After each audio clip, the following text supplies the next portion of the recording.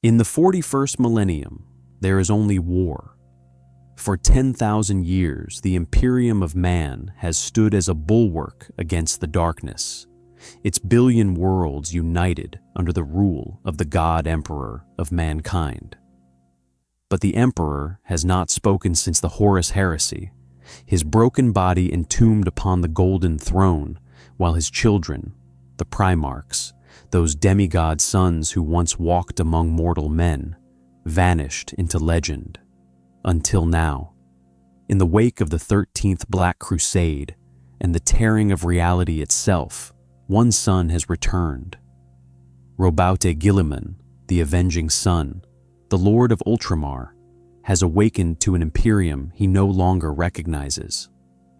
What he finds will test not just his strength, but his very soul. If you crave stories of impossible burdens and the weight of command in humanity's darkest hour, smash that subscribe button. The Emperor protects those who bear witness to the dark millennium. The diagnostic scrolling across Guilliman's retinal display painted a damning picture. 73% atmospheric toxicity on the manufacturing levels. 14 million corpse starch rations processed daily. 6,000 executions for heresy in the past standard week alone. The hive city of Macraga's honor, named in mockery or reverence, he could not tell, sprawled before him like a cathedral built of suffering. He stood at the observation deck of the Imperial Palace's eastern wing, the armor of fate systems purring with quiet efficiency as they filtered Terra's polluted air.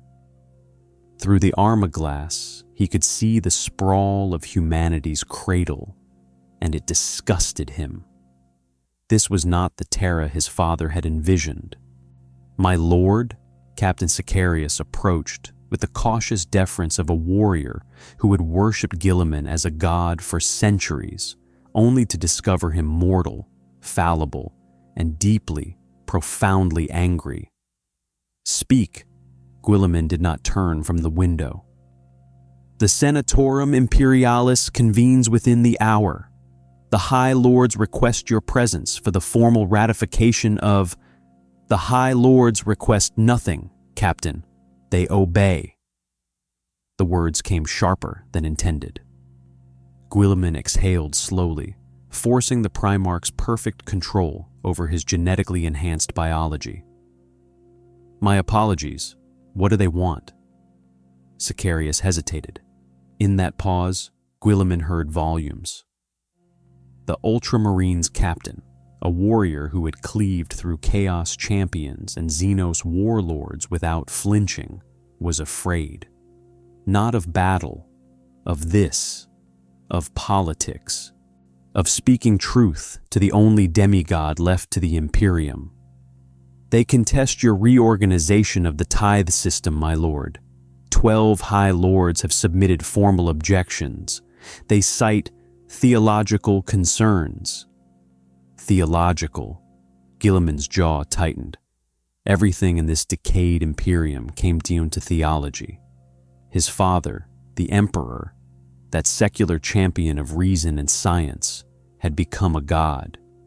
The imperial truth, that grand lie meant to starve chaos of worship, had been replaced by an even grander lie, that the Emperor was divine, that faith could shield humanity where reason had failed.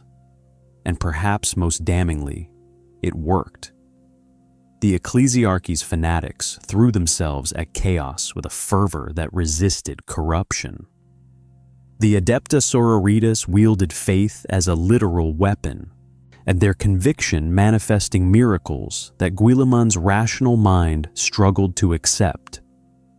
The Imperial Guard died in their billions, sustained not by hope of victory, but by certainty of the Emperor's divine will. His father had created a religion by rejecting religion. The irony would have been amusing if it were not so catastrophic. "How many worlds burn while the High Lords debate theology?" Guilliman asked softly. Intelligence reports 317 systems under active assault, my lord. Chaos incursions, Ork wars, Tyrannid splinter fleets. The Indomitus Crusade has relieved 73 systems in the past 6 months. But we are bleeding faster than we can cauterize. Guilliman turned from the window, his massive frame casting Sicarius in shadow. Even among Space Marines, a Primarch was a giant. Even among Primarchs, Guilliman had been considered the most controlled, the most reasonable. That control was fraying. Convene my war council. Inform the High Lords I will attend their session, but only after I have reviewed the strategic disposition of our forces. He strode past Sicarius, each footfall a measured thunder. And Captain, send word to Lord Inquisitor Katarina Greyfax. I require her presence. The Inquisitor, my lord? Sicarius could not hide his surprise. Greyfax had been one of the Inari's prisoners, freed alongside Guilliman himself. Her loyalty was to the Emperor, not to the Imperium's political machinery. That made her dangerous. It also made her useful. She sees the Imperium clearly, Captain. An Inquisitor who has witnessed the galaxy's horrors has no patience for Terra's theatrical piety. Guilliman paused at the threshold, data slate in hand. I need people who understand what we face, not what we wish we faced. As Sicarius departed to execute his orders, Guilliman remained in the corridor, surrounded by frescoes depicting the Emperor's great crusade. His own face stared back at him from the murals, younger, idealistic, leading the 500 worlds of Ultramar in glorious expansion. That Guilliman had believed in the imperial truth. That Guilliman had trusted that reason could triumph over superstition. That Guilliman was dead. The one who remained had awakened to an imperium built on lies, sustained by faith, and rotting from within. An empire where his own gene sons worshipped him as a living saint, where efficiency was heresy if it contradicted dogma, where 1 trillion souls died daily to sustain a corpse on a throne. He had returned to save the Imperium. He was beginning to suspect the Imperium could not be saved, only destroyed and rebuilt. And that thought, more than any daemon or Xenos horror, truly terrified him. The Hall of Judgment stretched vast enough to house a battleship, its vaulted ceiling lost in incense smoke and the perpetual gloom of insufficient illumination. Guilliman had once read the architectural specifications for this chamber, designed during the Age of Apostasy to accommodate the Ecclesiarch's personal retinue of 12,000 priests. Now it served as the meeting place for the Senatorum Imperialis, the 12 High Lords who ruled the Imperium in the Emperor's name. They sat arrayed before him like judges at a tribunal, each upon a throne that elevated them to eye level with a standing Primarch. The symbolism was not lost on Guilliman. Subtlety had never been the Imperium's strength. Lord Commander, the Master of the Administratum spoke first, his voice emerging from a vox grill built into his augmetic throat. Guilliman couldn't remember the man's name. They changed so frequently, elevated and replaced by assassination or simple bureaucratic obsolescence. Your proposed reforms to the imperial tithe system represent a fundamental restructuring of resources that have sustained the Imperium for 10 millennia. 10 millennia of stagnation, Guilliman replied evenly. The current system wastes 40% of all gathered resources to corruption, inefficiency, and bureaucratic redundancy. Worlds starve while grain rots in orbital silos because the proper transit forms were filed in triplicate rather than quadruplicate. The system has endured. The system is killing us. Guilliman's voice carried the weight of absolute authority, honed across 2 centuries of campaigning. Every day we spend debating procedural minutiae is a day the Imperium burns. Cadia has fallen. The galaxy is split in 2 by the cicatrix maledictum. Half our worlds drown in darkness beyond the Great Rift, and you wish to discuss filing protocols? The Ecclesiarch leaned forward, his ornate vestments rustling like wings. Decius 23 was young for the position, barely 3 centuries old. But his eyes held the zealot's fire that Guilliman had learned to recognize and fear. Lord Commander, your military achievements are beyond question, and your Gene-Father's divinity shines through your every action. But the spiritual health of the Imperium cannot be measured in logistical efficiency. Cannot be measured, Guilliman repeated slowly, or should not be measured. The Emperor's will. The Emperor, Guilliman interrupted, and the temperature in the chamber seemed to drop. Sit silent upon the golden throne. He has not spoken in 10,000 years. Every invocation of his will is interpretation. Every decree issued in his name is presumption. The silence that followed was absolute. Guilliman could hear the whir of servo skulls, the distant rumble of Terra's foundries, the ragged breathing of mortal men confronting a truth they had spent lifetimes avoiding.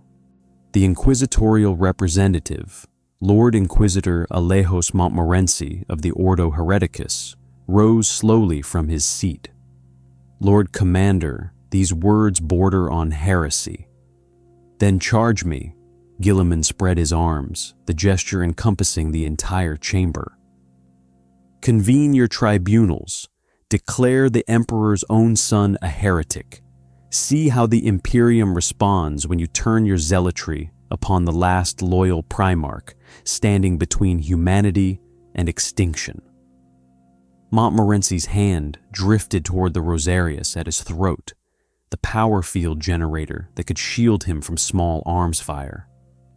Against a Primarch, it would last perhaps 2 seconds. You were resurrected by Xenos witchcraft. You consort with Eldar seers. You reorganize the Adeptus Astartes without the Senatorum's consent. Some already whisper that you are tainted. Some whisper many things. Guilliman took a step forward, his presence filling the space like a thunderhead. Let me be clear. I do not require your consent. I am the Lord Commander of the Imperium, appointed by the Emperor himself before any of your institutions existed. I carry his sword. I wear his armor. And I have spent the past year resurrecting an Imperium that you have allowed to collapse into superstitious barbarism. Careful, Primarch. The Fabricator General of Mars spoke through a Vox array that made his voice sound like grinding gears. Even you are not beyond censure. The Adeptus Mechanicus has served the throne since the Treaty of Mars. We remember when your kind walked among us as generals, not gods. Then act like it, Guilliman snapped. Treat me as a general. Question my strategies, debate my tactics, but do not hide behind theology when the issue is power. You resist these reforms because they threaten your autonomy, your privileges, your comfortable positions, while the Imperium drowns in blood. The master of the Astronomicon, her eyes burned out from decades of psychic communion with the Emperor's light, spoke with the distant voice of one only half present. The Lord Commander speaks harsh truths, but truth without faith is merely fact. Facts do not inspire billions to die willingly for the Emperor. Guilliman turned to her, and his voice softened fractionally. No, they do not. And that is precisely the problem I cannot solve. He'd seen it across 100 campaigns. Faith sustained the Imperium in ways his rational mind struggled to accept. The living saints who appeared on battlefields, their mere presence turning defeats into victories. The miracles of the Adepta Sororitas, whose belief manifested as literal holy fire. The billions of guardsmen who charged into certain death because they knew, truly, absolutely knew, that the Emperor watched over them. His father had tried to build an empire on reason. That empire had failed, consumed by its own son's treachery. The Imperium that remained was built on faith. And Guilliman, who had never believed in gods, was trapped serving one. I will implement these reforms, he said finally. You may resist, obstruct, and delay. But understand this. Every moment you spend protecting your bureaucratic empires is a moment stolen from the Imperium's survival. The Tyranids do not care about your filing systems. Their chaos does not debate theological nuance. And when the next Black Crusade comes, not if, but when, your faith will not save you if you have no armies left to wield it. He turned to leave, then paused. One more thing. The Inari offered their aid in resurrecting me because they see chaos as a mutual enemy. I intend to accept limited cooperation with them in matters of strategic importance. The chamber erupted. Voices overlapped, accusations of heresy and treason filling the ancient hall. The Ecclesiarch was shouting about Xenos' corruption. Montmorency was already activating his Vox to summon inquisitorial forces. The master of the Administratum simply stared, calculations visible behind his augmetic eyes as he weighed the political cost of supporting or opposing a Primarch. Guilliman let them rage. He had expected nothing less. Greyfax stood in the shadows near the entrance, her expression unreadable. As Guilliman approached, she fell into step beside him, her power armor's servos purring quietly. That went well, she murmured. They will attempt to remove me within the month, Guilliman replied. Politically, if possible, violently, if necessary. And if they succeed? Guilliman considered the question as they walked through corridors lined with skulls. Millions of them, each representing a servant of the Emperor, whose bones now decorated Terra's bureaucratic heart.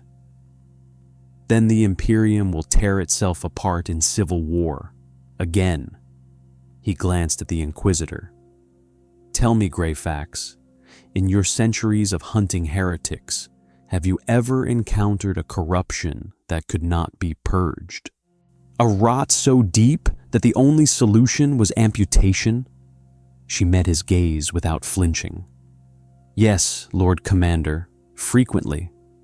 Then you understand my dilemma. The Imperium was dying. Guilliman had returned to save it.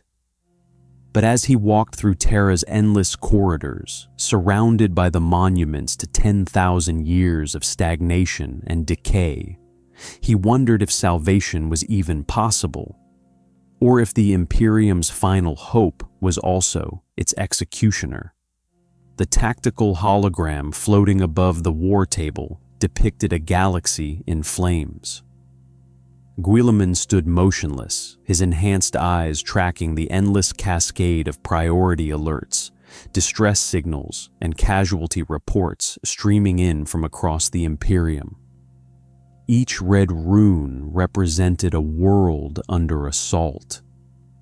Each flickering icon, a system going dark. There were thousands. Status of Battle Fleet Obscurus? He asked without looking up. Fleet Admiral Ornastas cleared his throat, the sound wet and mechanical through his augmetic respiratory system. 18 capital ships combat effective, Lord Commander. 23 in repair dock following the Damnos engagement. Crew losses at 38%. The Abyssal Crusade has left our void fighting capabilities severely depleted in the Abyssal Crusade was 300 years ago. The Admiral's silence spoke volumes. Guilliman magnified the galactic display, watching the Cicatrix Maledictum, the Great Rift, tear reality from the galactic core to the eastern fringe. The warp storm wasn't just a navigational hazard. It was a theological catastrophe. Half the Imperium lay beyond it, trapped in perpetual darkness. Imperium Nihilus, they called it. The Dark Imperium. Billions of souls cut off from Terra, from the Astronomican's light, from hope. Begin with Vigilus, Guilliman ordered. Chapter Master Marneus Calgar materialized in the hololithic display, transmitted from the Ultramarines strike cruiser Fidelis stationed in high orbit above Terra. Behind him, Guilliman could see the bustle of the ship's command deck. Efficient, organized, perfect. Everything the Imperium was not. Lord Calgar, your assessment of the Vigilus situation? The master of the Ultramarines gestured, and the display shifted to show a fortified world straddling the Nachman Gauntlet, one of the few stable passages through the Great Rift. Ork glyphs surrounded the planet like a noose. Chaos icons flickered at the edges of the system, and beneath the surface, something else pulsed. Genestealer cult markers, spreading like cancer through the hive cities. Vigilus is a strategic keystone, Lord Commander. If it falls, the Nachman Gauntlet closes. All reinforcement to Imperium Nihilus becomes impossible without centuries-long detours through the warp. Calgar's scarred face was grim. The Orks mass in numbers we haven't seen since Ulanor.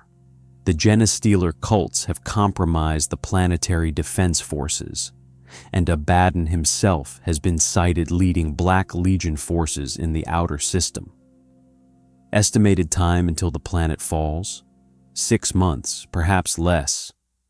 Guilliman felt the weight of command settle across his shoulders like a physical burden. 6 months. One world among millions, yet its loss would doom hundreds more. That was the Imperium's eternal calculus, triage on a galactic scale. Save one sector, abandon 3 others, reinforce a forge world, let an agri-world burn. His father had designed the Imperium to function without the Emperor, self-sustaining, resilient, adaptable.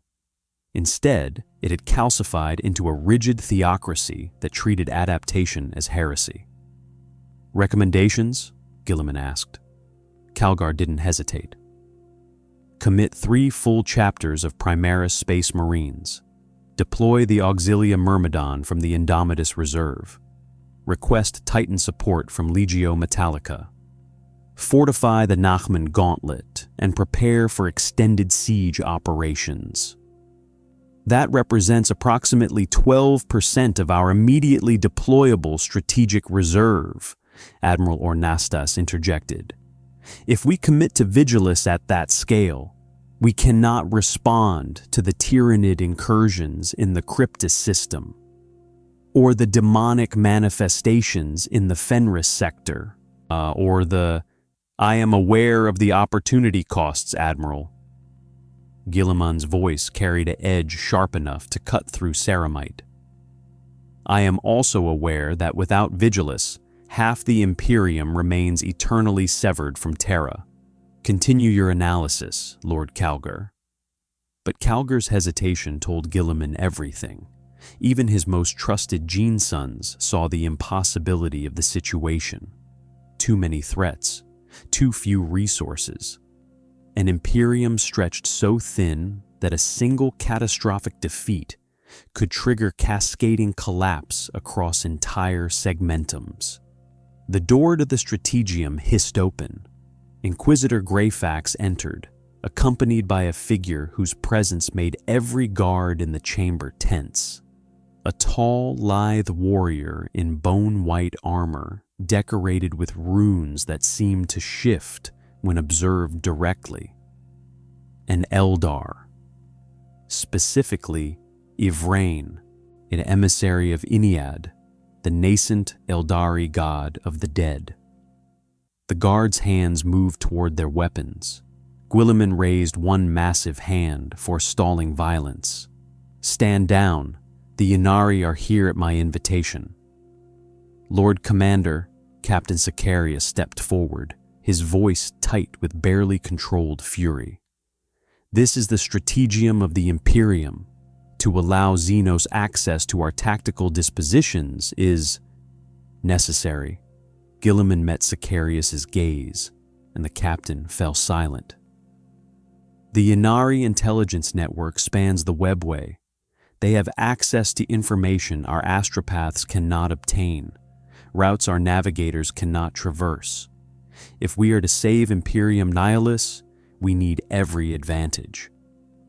Ivrain approached the hololithic table with the fluid grace characteristic of her species.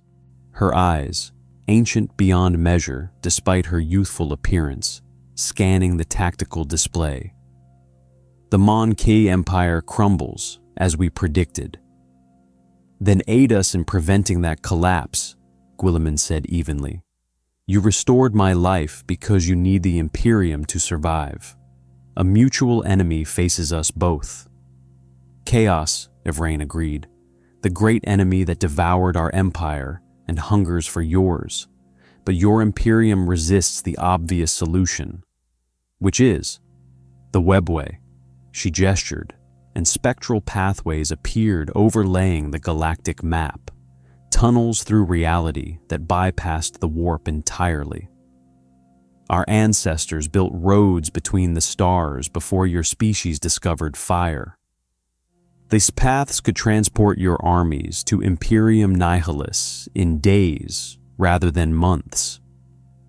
You could reinforce Vigilus, relieve besieged worlds, and strike at chaos where it does not expect you."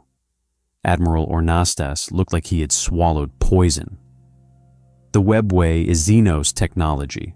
To rely upon it would be pragmatic," Guilliman interrupted. "The Emperor himself sought to build a human webway beneath Terra.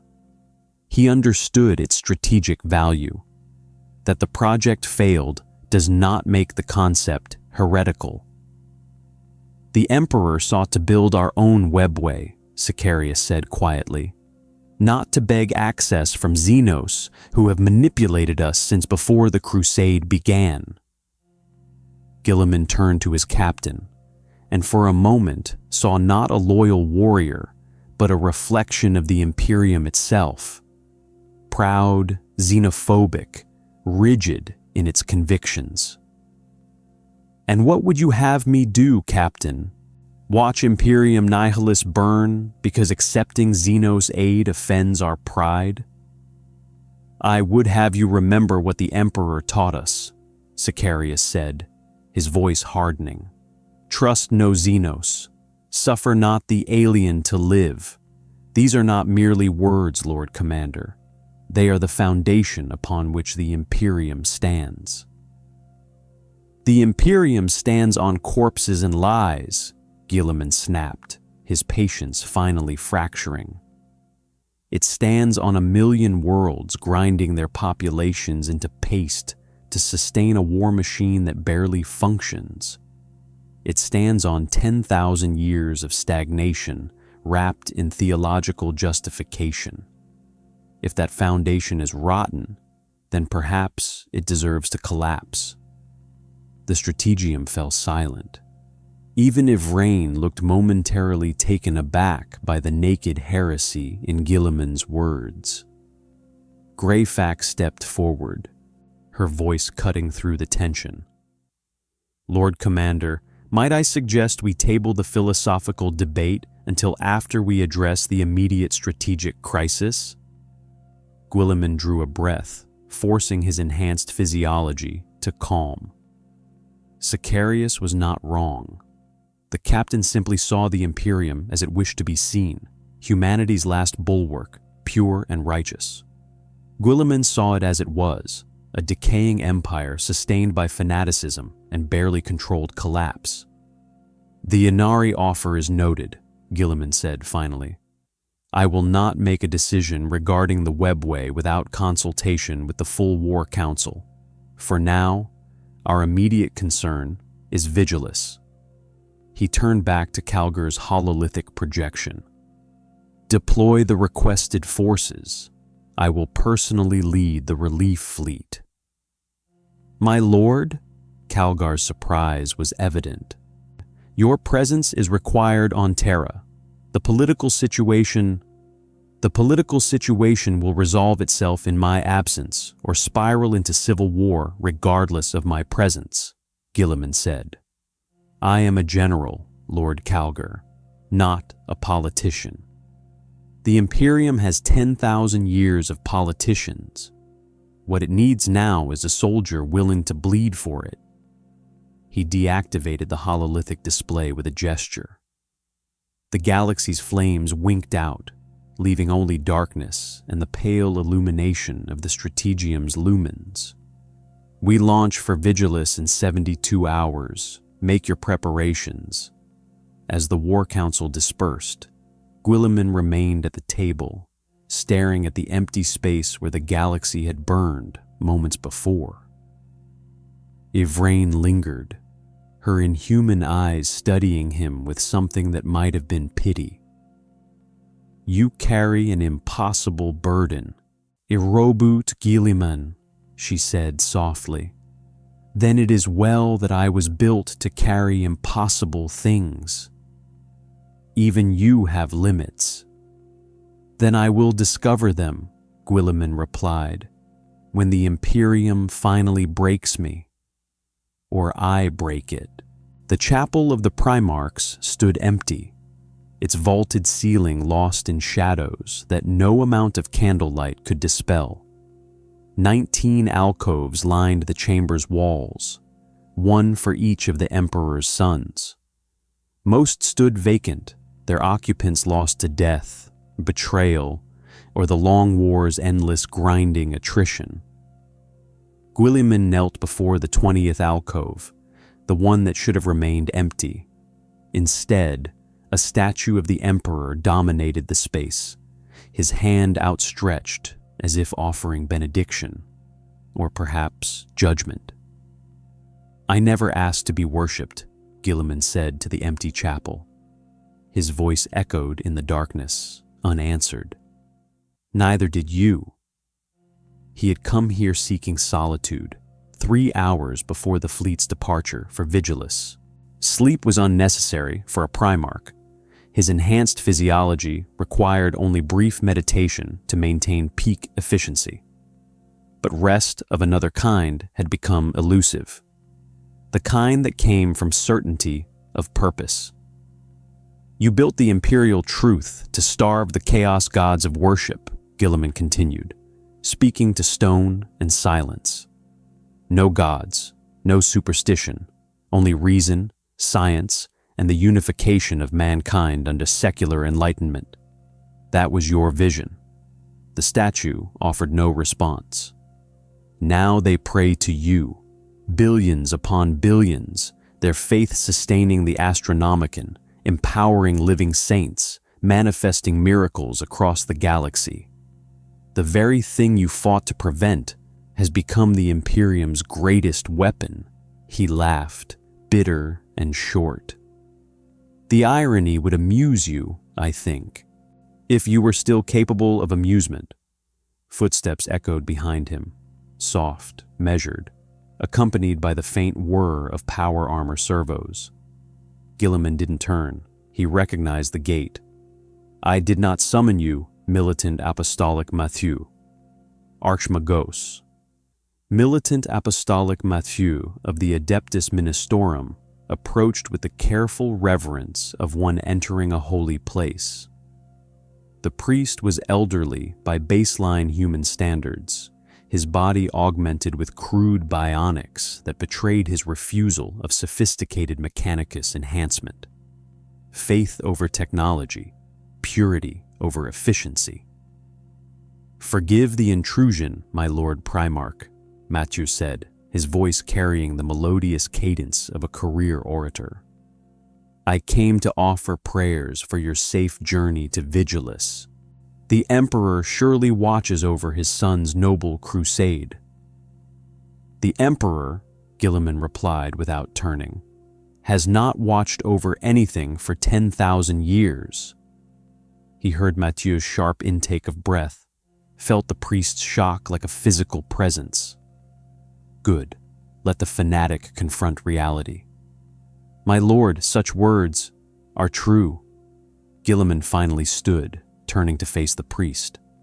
Even without his armor, a Primarch towered over mortal men. "You call me Lord. You pray to my father as a god. You have built an entire theological apparatus around veneration of the throne, and yet you refuse to acknowledge what any rational being can plainly see. The Emperor is dead, or near enough to make no difference." Mathieu's face cycled through outrage, horror, and finally settled on something approaching pity. "The Emperor cannot die, my lord.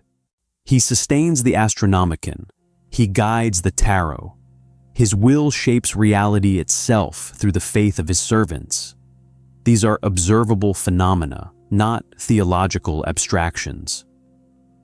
"Psychic phenomena," Guilliman corrected. "The Emperor was the most powerful psyker ever born. What you interpret as divine will is simply the death scream of a mortally wounded psyker, echoing across the warp for 10 millennia. Then how do you explain the miracles?" Mathieu stepped closer, his augmetic eyes glowing with fervent conviction. "The living saints who manifest on battlefields when all hope is lost? The sororitas whose faith ignites as holy flame? The very fact of your resurrection, pulled from death's embrace by the Emperor's own intervention?" Guilliman had no answer for that.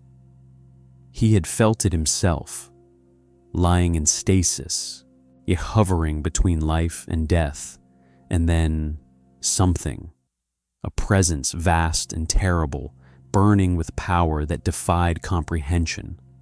It had touched him, healed him, restored him. But was it his father? Or merely the psychic gestalt of humanity's collective faith, given shape and purpose by 10,000 years of worship? "I don't know," Guilliman admitted finally. The honesty felt like defeat. "I don't know if the Emperor is a god, a wounded psyker, or something in between. What I do know is that the Imperium he built to reject gods has become the greatest theocracy in human history, and I am trapped serving it, because the alternative is humanity's extinction." Mathieu approached the statue, running his fingers along its base with reverent care. "You see it as a trap. I see it as salvation. Without faith, the Imperium would have collapsed millennia ago. Faith sustains the guardsman facing his 1000th battle. Faith shields the psyker from demonic corruption. Faith transforms ordinary humans into instruments of divine will. Faith is also what makes the Imperium resist necessary change," Guilliman countered. "The High Lords hide behind theology to protect their privileges. The Mechanicus treats innovation as tech heresy. The Ecclesiarchy burns anyone who questions their dogma, Your faith has become another shackle. Or perhaps, Mathieu said quietly, faith is the only thing preventing those shackles from becoming chains of brass and blood. Chaos offers freedom, my Lord Primarch. Freedom from restraint, from morality, from the Emperor's light. If our faith is a shackle, then we wear it gladly, because the alternative is damnation. Guilliman wanted to argue, to refute the priest's logic with cold reason, but he had seen too much. Chaos cults promising liberation, then delivering only slavery to dark gods. Heretics casting off the Imperium's oppression, only to become puppets of the ruinous powers. Freedom, it seemed, was the greatest lie chaos told.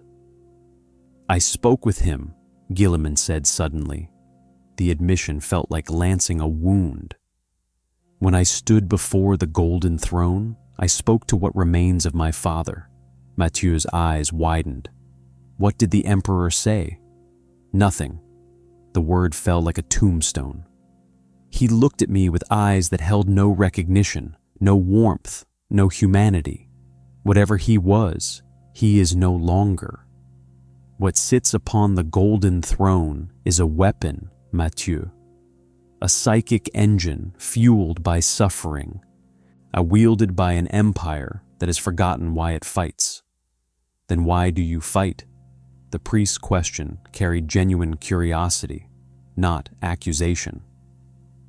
If you believe the Emperor is gone, the Imperium corrupt, and the cause hopeless, why return to serve it? Guilliman walked to one of the empty alcoves, the one that had once held a statue of Sanguinius, the blood angel, the most beloved of the Primarchs. His brother, who had died defending the Emperor from Horus. His brother, who had known he would die and embraced that fate anyway. Because I was built to serve, Guilliman said, finally.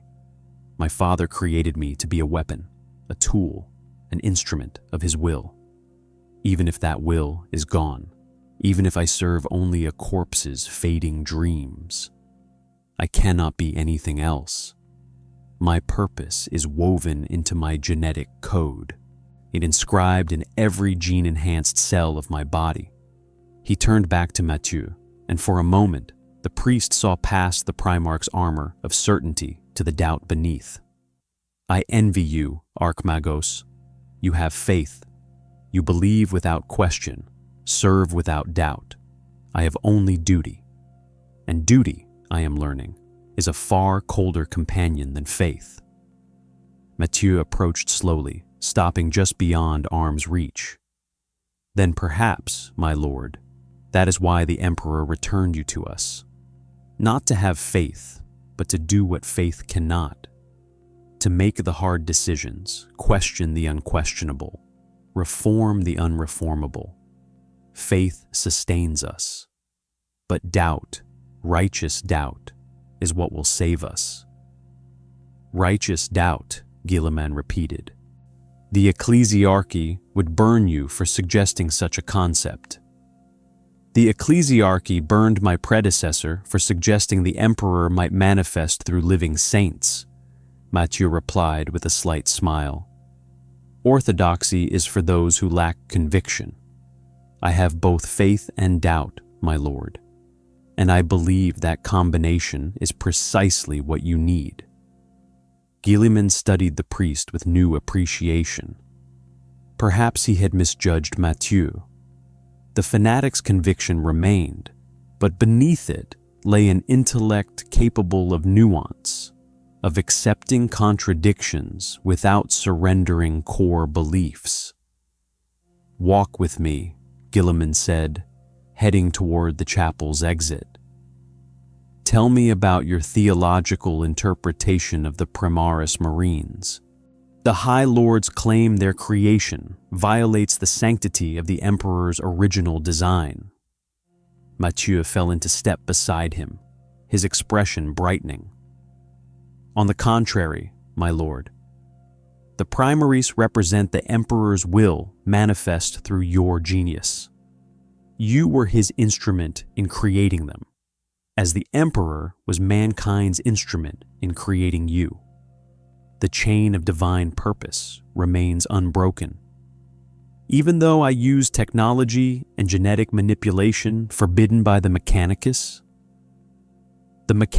worships the Omnissiah, who they claim is the Emperor in his aspect as the machine god, Mathieu explained. If you are the Emperor's son, then your creations carry his divine sanction by extension. The logic is elegant if one accepts the initial premise. Which you do, which I must, or reject everything I have built my life upon. They emerged from the chapel into the broader corridors of the imperial palace, where servitors and scribes scurried about their eternal tasks. Guilliman watched them, the half-human lobotomized servants who formed the Imperium's labor force. Another compromise, another horror justified by necessity. I am going to Vigilus, Guilliman said as they walked. The High Lords will use my absence to undermine my reforms. The Inquisition may attempt to have me declared traitor. The Mechanicus might withhold support for the Primaris program. Everything I am trying to build could collapse while I fight to save one planet. Then why go? Because that one planet is the keystone holding Imperium Nihilus together. Because soldiers need to see their commanders willing to bleed. Because I am a general, not a bureaucrat, and I would rather die in battle than suffocate in Terra's political theater. Mathieu nodded slowly. And when you return, if you return, then I will face whatever the Imperium has become in my absence, Guilliman said, and decide whether it still deserves to be saved. The Macraga's honor translated into real space with the violent shudder that accompanied all warp transit. Guilliman stood on the command deck, his hands braced against the tactical rail as the Gloriana-class battleship's sensors painted a picture of the Vigilus system. What they revealed was catastrophe incarnate. Throne of Terra, Admiral Ornastus breathed, his augmetic eyes processing the tactical data faster than baseline human cognition could manage. There are millions of them. The Ork armada stretched across the void like a scrapyard given malevolent life. Rock fortresses, hollowed-out asteroids converted into mobile fortifications, drifted in loose formation alongside ramshackle cruisers, kill cruisers, and smaller attack craft that defied every principle of aerospace engineering. By all logic, they should have torn themselves apart. Instead, they surged toward Vigilus with the inexorable momentum of a green tide. Estimated enemy fleet composition? Guilliman asked. Scanning now, my lord. Initial count suggests Emperor preserve us, over 4,000 capital-class vessels, hundreds of thousands of smaller craft. This isn't a WA. This is a migration. Ornastus pulled up threat assessment data. Fleet identification protocols register signatures from at least 17 separate Ork clans. Bad Moons, Goths, Evil Suns. They've united under a single war boss. Who? Gazkulmag Uruk Thraka. The name hung in the air like a death sentence. Guilliman knew it from the intelligence briefings. The beast of Armageddon, the single most dangerous Ork warlord of the galaxy. A creature whose cunning matched its brutal strength, who had united Ork clans across entire sectors, who had learned from defeat and grown stronger from each encounter. If Gazkul had come to Vigilus, then the planet was already lost. The question was how many Imperial assets could be salvaged from the collapse. Vox traffic? Guilliman asked. planetary defense forces are in full retreat across the northern continent. Genestealer cults have triggered uprisings in Hive Megaborealis and Hive Hyperia. Coordinated attacks. The Xenos planned this. The Admiral's mechanical voice crackled with static. Lord Commander, we're receiving a priority transmission. Fleet Admiral Turbius Greviskos of the Ultramar Defense Fleet. Audio only. Put him through, the Vox crackled, overlaid with weapon fire and screaming engines. Uliman, is that you? Emperor's mercy, tell me that's actually you. This is Lord Commander Guilliman. Report, Admiral Greviskos. We're dying, Lord Commander. The transmission distorted with what sounded like an explosion. Gazkul's Vanguard breached the orbital defense grid 6 hours ago. We've lost 18 capital ships trying to hold the outer cordon. The Orks are landing en masse on the northern wastes, and the cults have sabotaged 3 planetary shield generators. We can't hold them. Guilliman studied the tactical display, his enhanced mind processing variables at superhuman speed. The Ork fleet had numerical superiority.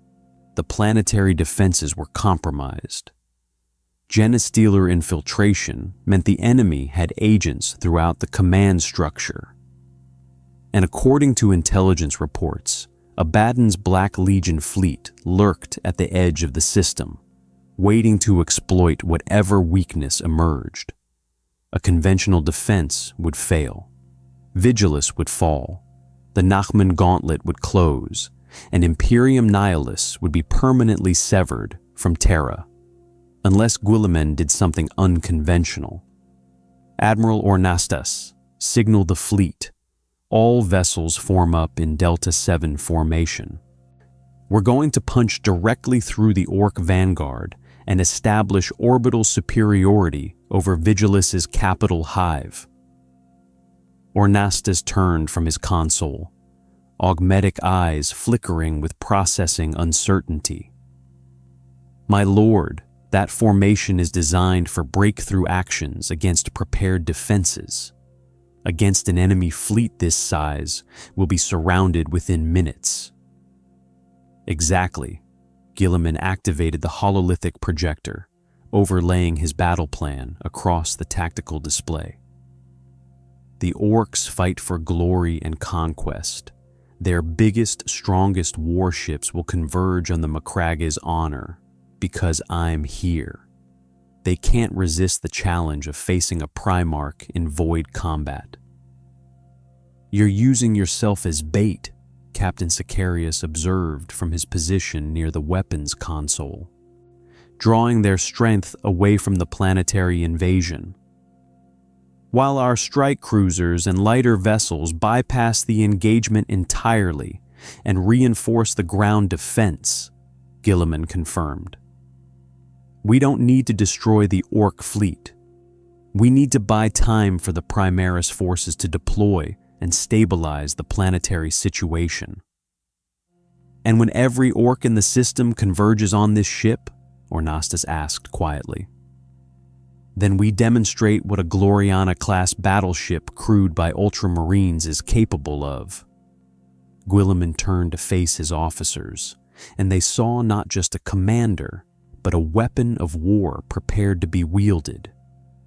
Signal all ships, execute in 30 seconds, and Vox Vigilus. Tell them the Lord Commander has arrived, and the Imperium does not abandon its worlds.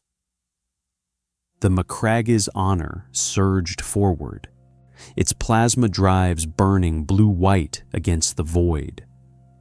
Behind it, 37 capital ships and twice that number of escorts formed a spearhead aimed at the heart of the Ork armada. The Greenskins responded with characteristic enthusiasm, their ramshackle fleet wheeling toward the challenge with roaring engines and crude Vox broadcasts promising violence and mayhem.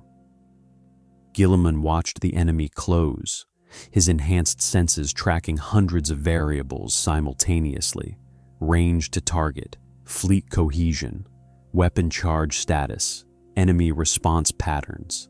The dance of void warfare, played at speeds that would liquefy baseline human bodies. Weapons range in 10 seconds, Ornastas announced. Enemy vessels locking targeting solutions. They're Emperor's blood. They're ramming us! 3 Ork kill cruisers accelerated directly toward the Macragge's Honor, their prow-mounted reinforcements glowing red-hot from atmospheric friction that shouldn't exist in void. Suicide vessels, crewed by Orks so eager for combat they would destroy themselves for the chance at glory. Bombardment cannons targeted fire, burned them out of the sky. Guilliman's voice remained utterly calm. The battleship's primary weapons spoke with the voice of ancient thunder. Lance batteries designed to crack planetary fortifications converged on the ramming vessels, turning void-hardened ceramite and orcish scrap into superheated vapor. 2 kill cruisers disappeared in expanding debris clouds. The third survived long enough to close within 5 kilometers before secondary batteries shredded it into fragments, but the sacrifice had served its purpose. While the Macragge's Honor engaged the suicide ships, the main Ork fleet closed the gap. Suddenly, the tactical display bloomed with threat markers. Enemy vessels on all sides, weapons charging, boarding torpedoes launching in swarms. "Brace for impact!" Ornastas shouted. The universe became violence. Macro cannon fire tore through the Macragge's Honor's void shields, each impact sending shockwaves through the massive vessel's superstructure. Ork boarding torpedoes slammed into the hull, their crude melt-charges burning through armor to disgorge mobs of greenskins into the ship's interior. Somewhere deep in the vessel's bowels, Guilliman heard the distinctive thunder of bolt gun fire as ultramarines repelled boarders. Deck 7 compromised, a damage control officer reported. Deck 12 sealed, void shield generators holding at 60%. Engine room reports. "Focus," Guilliman commanded, his voice cutting through the chaos. "Target the largest vessel in range. Full bombardment spread. The Macragge's Honor's weapons array. Enough firepower to reduce continents to ash. Focused on a single massive rock fortress designated Gork's Fist." The bombardment lasted 3 seconds. When the light faded, the rock had been split in half, its interior exposed to void. Thousands of Orks flash-frozen or explosively decompressed. The greenskins loved it. Their response was a chorus of crude Vox transmissions, bellowing Orkish challenges and war cries. More ships converged on the Macragge's Honor, sensing the opportunity for legendary battle. Exactly as Guilliman had planned. Strike cruisers Fidelis, Victorix, and Monarchia have broken through the Ork perimeter, Sicarius reported, reviewing tactical data. They're making for low orbit over Vigilus Prime. Primaris deployment vessels are launching now. Good. Guilliman watched the tactical display, seeing his gambit unfold exactly as calculated. The Ork fleet's attention was fixed on him, their biggest guns converging on the largest threat. Meanwhile, his true strike force slipped past, carrying 10,000 Primaris Space Marines to reinforce Vigilus's collapsing defenses. An explosion rocked the command deck. Guilliman turned to see a section of bulkhead tear away, revealing the void beyond. Emergency containment fields snapped into place, but not before 3 crew members were sucked into space, their screams silenced by sudden vacuum. Hull breach on command deck, Ornastus's augmetic voice crackled with static. Structural integrity at 40%. My lord, we cannot sustain this engagement much longer. We don't need to sustain it, Guilliman replied. We need to survive it. All power to forward shields. Prepare for emergency translation. Translation? My lord, we're in the middle of a combat zone. The warp currents here are unstable, yes, which means our disappearance will be interpreted as destruction rather than retreat. Guilliman brought up the warp drive interface. The Orks will claim victory, consolidate their position, and give our ground forces time to establish defensive positions. When we return in 6 hours, the tactical situation will have shifted in our favor. Ornastus stared at him, the augmetic processing arrays struggling to comprehend the audacity. You're using warp translation as a tactical feint. I'm using every weapon at my disposal, Admiral, including the enemy's expectations. Guilliman activated fleet-wide Vox. All vessels, emergency translation on my mark. Rally point Sigma 7, 6 hours local time. Execute. The Macrega's Honor shuddered as its Geller field generators spun up to operational capacity. The Ork fleet, sensing their prey escaping, intensified their barrage. Macro cannon rounds the size of hab blocks slammed into void shields already weakened to critical levels. Field collapse imminent, someone shouted. Translation in 3, 2, reality tore. The Gloriana-class battleship, surrounded by a dozen Ork capital ships and under fire from 100 more, I simply ceased to exist in real space. The warp swallowed it, dragging the massive vessel and its escorts into the Immaterium's howling chaos. Behind them, the Ork fleet erupted in triumphant bellowing, certain they had destroyed the enemy flagship. On Vigilus below, Primaris drop pods began their terminal descent, carrying the Emperor's finest warriors into a war zone that would determine the fate of half the galaxy. And in the warp, Guilliman stood on the command deck of a ship that groaned with damage, surrounded by crew struggling to maintain coherence in the realm of souls and madness, and calculated his next move in a war that offered no clean victories. Only different degrees of catastrophic loss. The warp was screaming.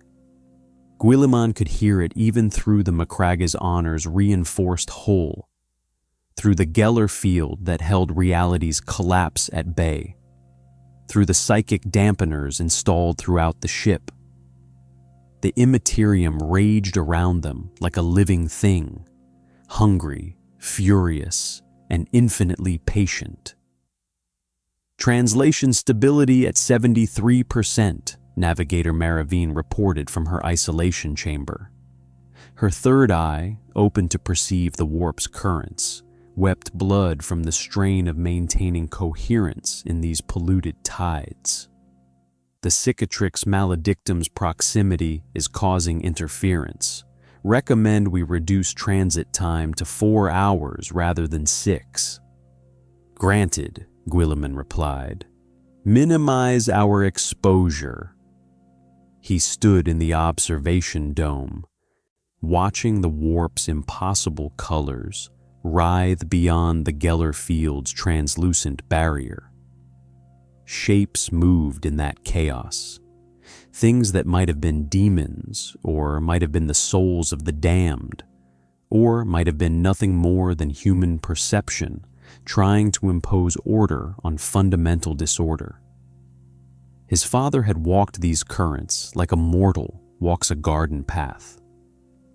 The Emperor's psychic might had been so vast that the warp itself bent to his will, allowing humanity's fleets to traverse the galaxy in weeks rather than centuries. Now, with the Emperor broken upon the golden throne, every warp journey was a gamble with madness and damnation. Lord Commander, Captain Sicarius approached, his power armor still scorched from repelling Ork boarders. The ship's tech priests report 17 critical systems offline.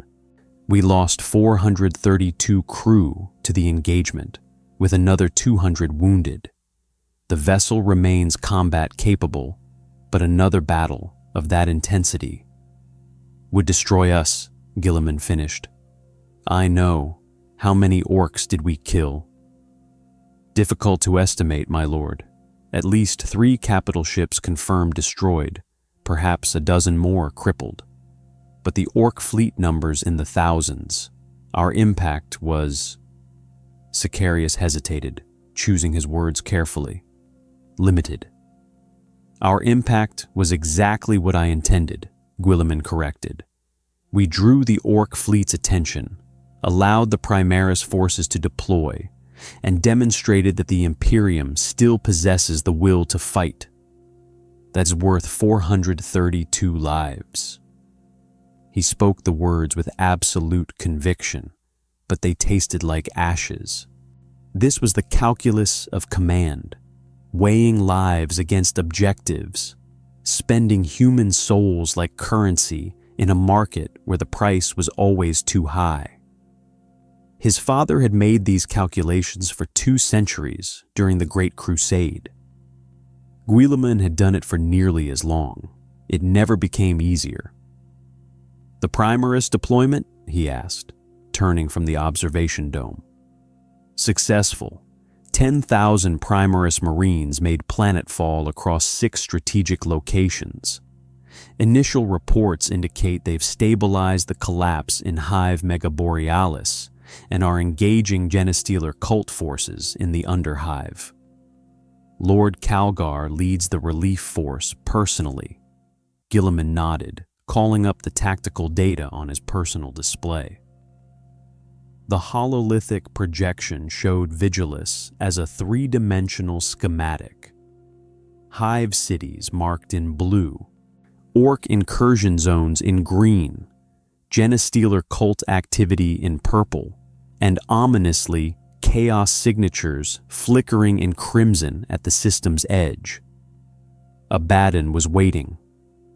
The War Master of Chaos had not committed his forces yet, content to let the Orks and Genestealers weaken the Imperial defenders before striking. Classic siege tactics, refined over 10,000 years of the Long War. Guilliman would have done the same. My lord, a new voice interrupted. Inquisitor Greyfax entered the observation dome, her power armor marked with fresh scorch marks. She had been leading the counterboarding operations in the lower decks. We need to discuss the complications. Speak plainly, Inquisitor. 3 of the Ork boarding parties we repelled were not actually Orks. Greyfax activated her personal data slate, projecting images of corpses.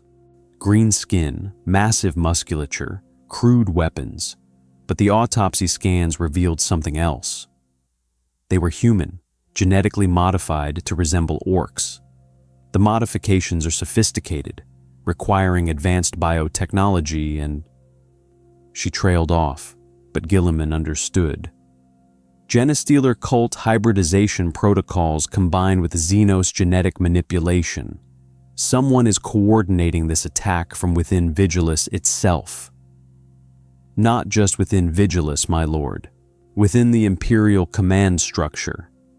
These infiltrators carried authentication codes for accessing the Macragge's Honor's security systems.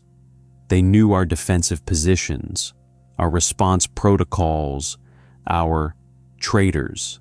The word dropped like a blade. How deep does the compromise extend? Unknown, but the implications are clear. The Genestealer cults, the Ork invasion, and potentially the Chaos Fleet are all part of a coordinated assault. Vigilus isn't just under siege, Lord Commander. It's been infected. Guilliman absorbed this, his enhanced mind running through scenarios and countermeasures. A three-way assault coordinated across Xenos and Chaos forces suggested intelligence sharing at the highest levels. That should have been impossible. Orks, Genestealers, and Chaos forces were fundamentally incompatible, driven by different imperatives, serving different masters.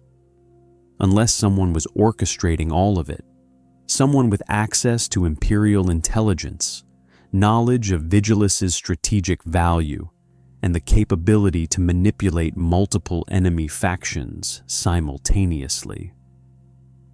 "Abaddon," Guilliman said quietly.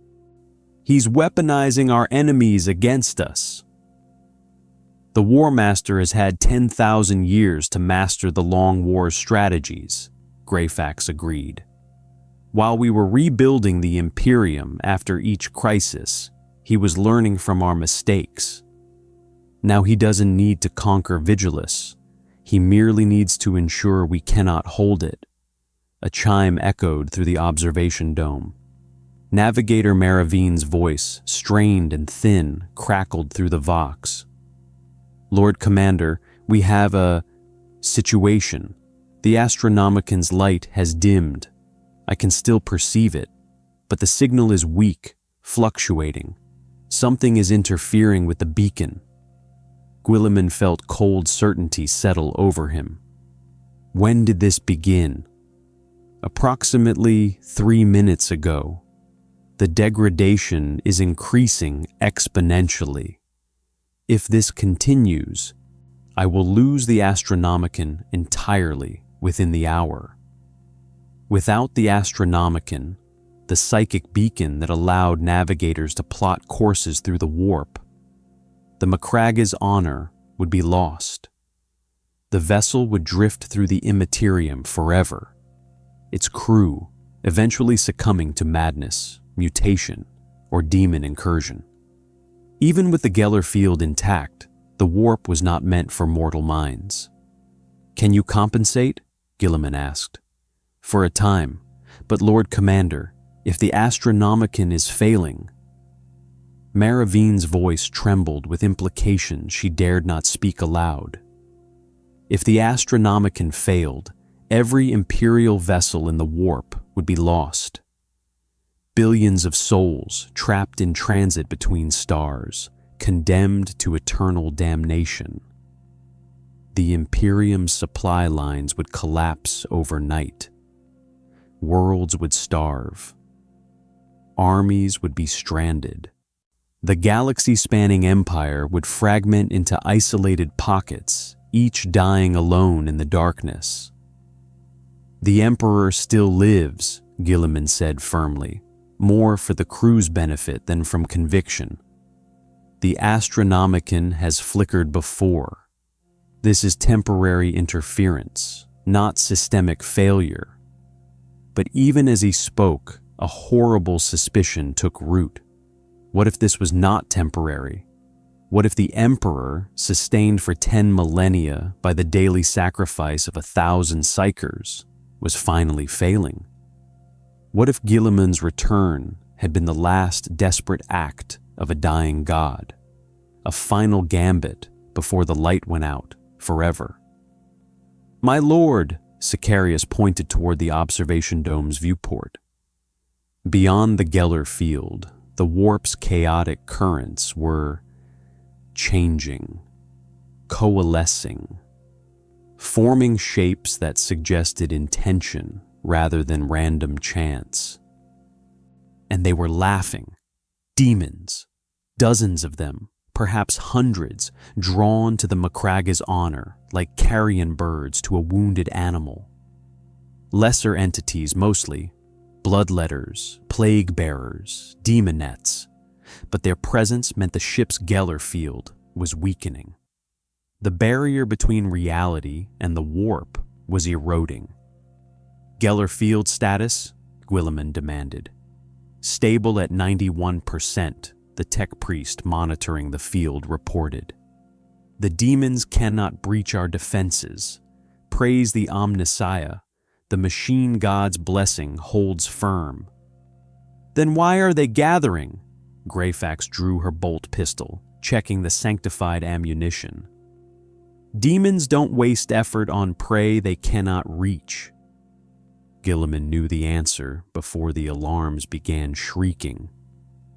Somewhere deep in the ship's bowels, a breach had opened. Not in the hull, those could be sealed. Not in the Geller field generators, those were triple redundant, but in something far more dangerous, a human soul. Demonic manifestation detected in the lower decks, the Vox crackled with panicked reports. Section 12, near the auxiliary plasma reactors. Warp entities breaching real space. Emperor preserve us, they're coming through the walls. Guilliman was moving before the report finished, Sicarius and Greyfax falling into step beside him.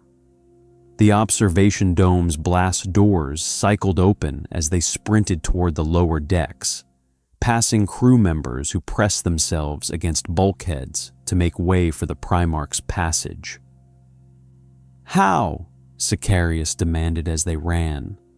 "The Geller field is intact. Our wards are blessed. Every crew member is screened for psychic potential. How did demons breach our defenses?" "Someone let them in," Guilliman replied grimly. "Someone aboard this vessel opened a door to the warp. The question is whether they did it knowingly or if they were manipulated into becoming a conduit." They reached Section 12 to find carnage. Bodies littered the corridors, crew members torn apart by impossible physics, their blood painting warp sigils on the bulkheads. And in the center of the devastation, surrounded by crackling reality distortions, stood a thing that had once been human. The possessed crew member floated 3 meters above the deck, their body warped by the demon riding their soul. Bones jutted at wrong angles, skin rippled with colors that hurt to perceive. And their eyes, Emperor's mercy, their eyes, burned with an intelligence vast and cruel and utterly inhuman. "Roboute Guilliman," the thing spoke with a voice like breaking glass and screaming children. "The avenging sun, the last loyal Primarch, how the mighty have fallen." Guilliman drew the Emperor's sword, its blade igniting with golden fire that pushed back the warp's taint. "I have killed greater demons and banished demon princes. Whatever pathetic entity rides that soul, it will join them in oblivion." The possessed laughed. "You misunderstand, son of the anathema. I am merely a messenger. My master wishes you to know. Vigilus will fall. The Imperium will fracture. And when the Astronomicon finally gutters out, when humanity stumbles blind through the darkness, we will be waiting. Always waiting. Always watching. Always ready to welcome you into eternal damnation." "Your master," Guilliman said coldly. "You can come deliver that message personally. If Abaddon fears to face me directly, he is a coward as well as a traitor." The demon's smile widened impossibly. "Not Abaddon, little demigod. My master is older than your Imperium, vaster than your understanding, and infinitely patient. The architect of fate sends his regards. Tzeentch sees all possible futures, and in every single one, you lose." Then the possessed exploded in a cascade of warp fire and screaming unreality, taking 3 more crew members with them into whatever hell spawned such things. Silence fell over Section 12, broken only by the crackle of flames and the whimper of wounded survivors. Guilliman stood motionless, the Emperor's sword still burning in his grip. Tzeentch, the changer of ways. the chaos god of manipulation, plots, and impossible futures. If one of the ruinous powers was taking a personal interest in Vigilus, then the planet's strategic value went far beyond simple geography. "My lord," Sicarius ventured carefully. "What does it mean?" Guilliman deactivated the Emperor's sword, plunging the corridor back into emergency lighting's red glow. "It means Vigilus is a trap. It always has been, and we have already walked into it." The Macragge's honor burst from the warp like a breaching whale, reality screaming as it translated back into normal space.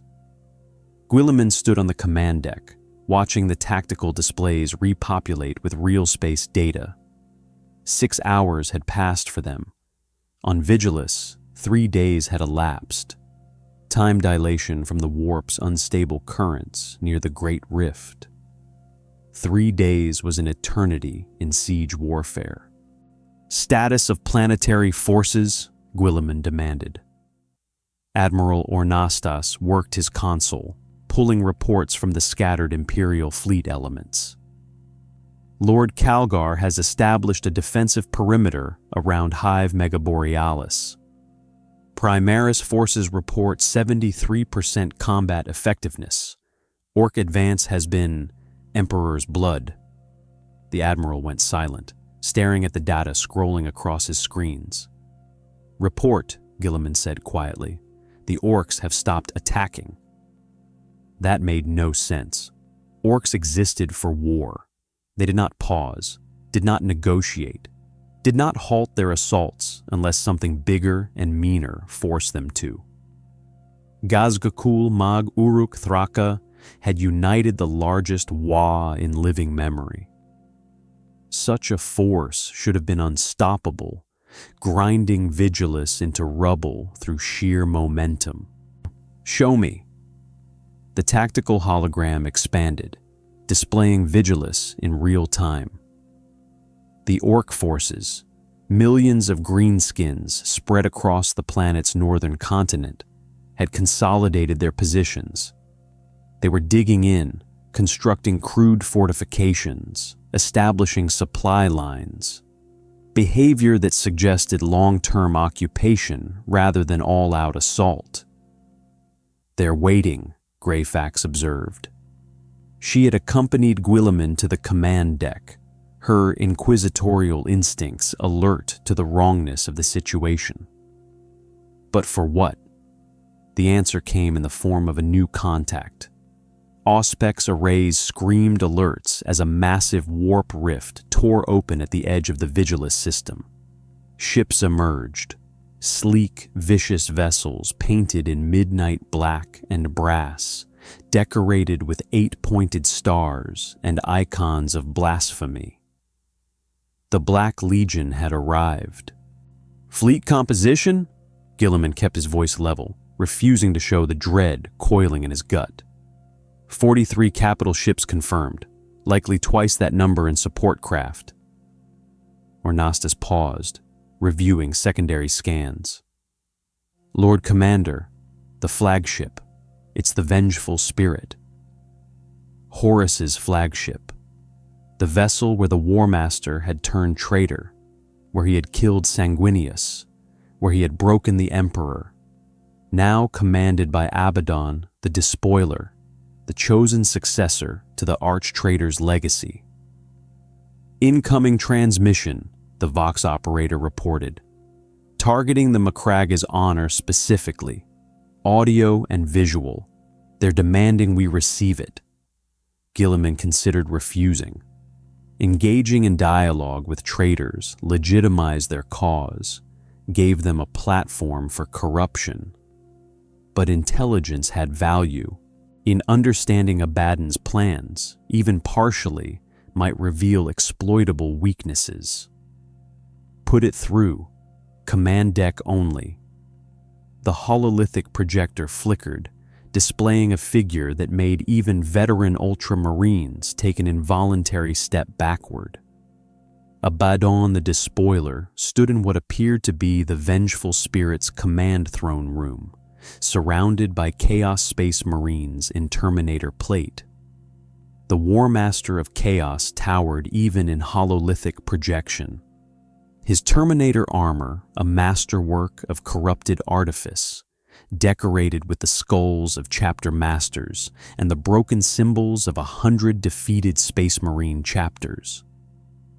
But it was his eyes that truly disturbed.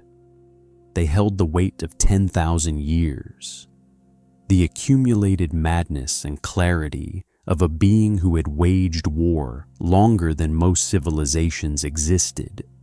Roboute Guilliman, Abaddon's voice carried the distorted resonance of Vox-corrupted audio, but beneath it lay something recognizably human, almost conversational. The Emperor's last loyal son. I wondered if you would come.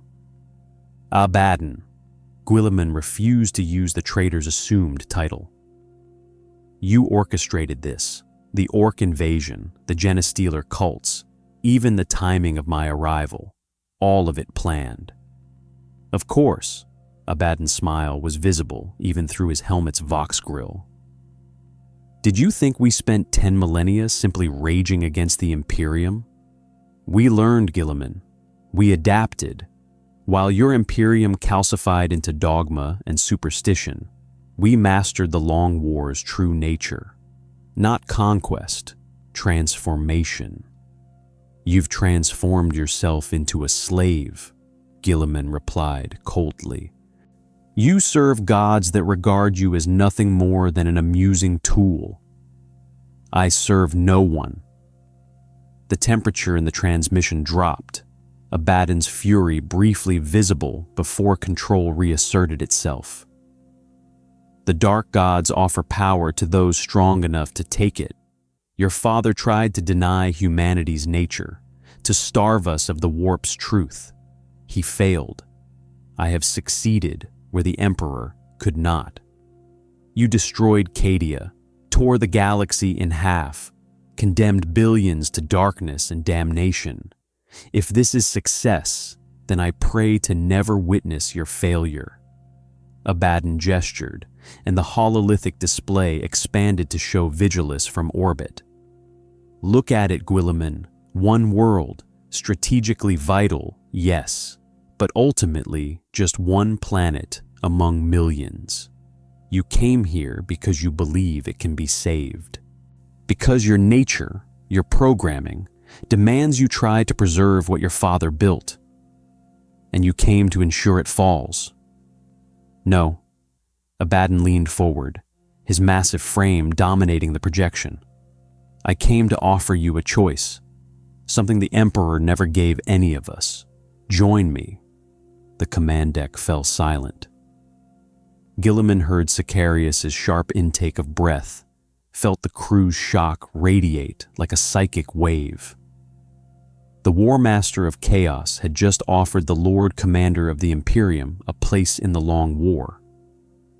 You're insane, Guilliman said flatly. I'm pragmatic.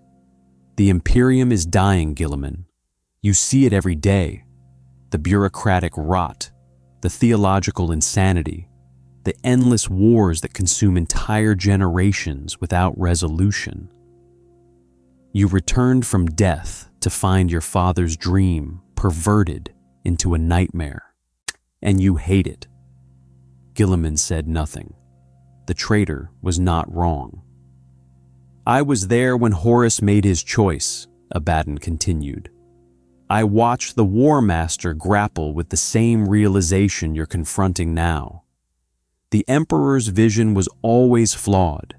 He sought to create perfection through tyranny, unity through conquest, enlightenment through suppressing truth. We rebelled because we saw through the lies.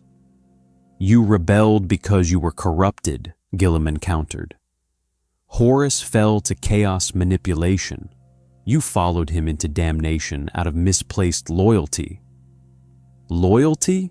Abaddon laughed, the sound bitter and ancient. You speak of loyalty while serving a corpse god who cannot respond, commanding an empire that fears and despises you, surrounded by fanatics who would burn you as a heretic if they could. Where is your loyalty rewarded, Guilliman? With political resistance, theological censure, the constant knowledge that everything you do merely delays inevitable collapse.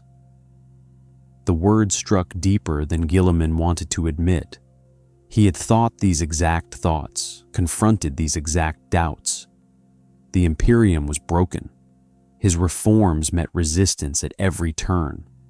The Emperor remained silent, offering no guidance, no support, no acknowledgement that his son had returned to save his empire.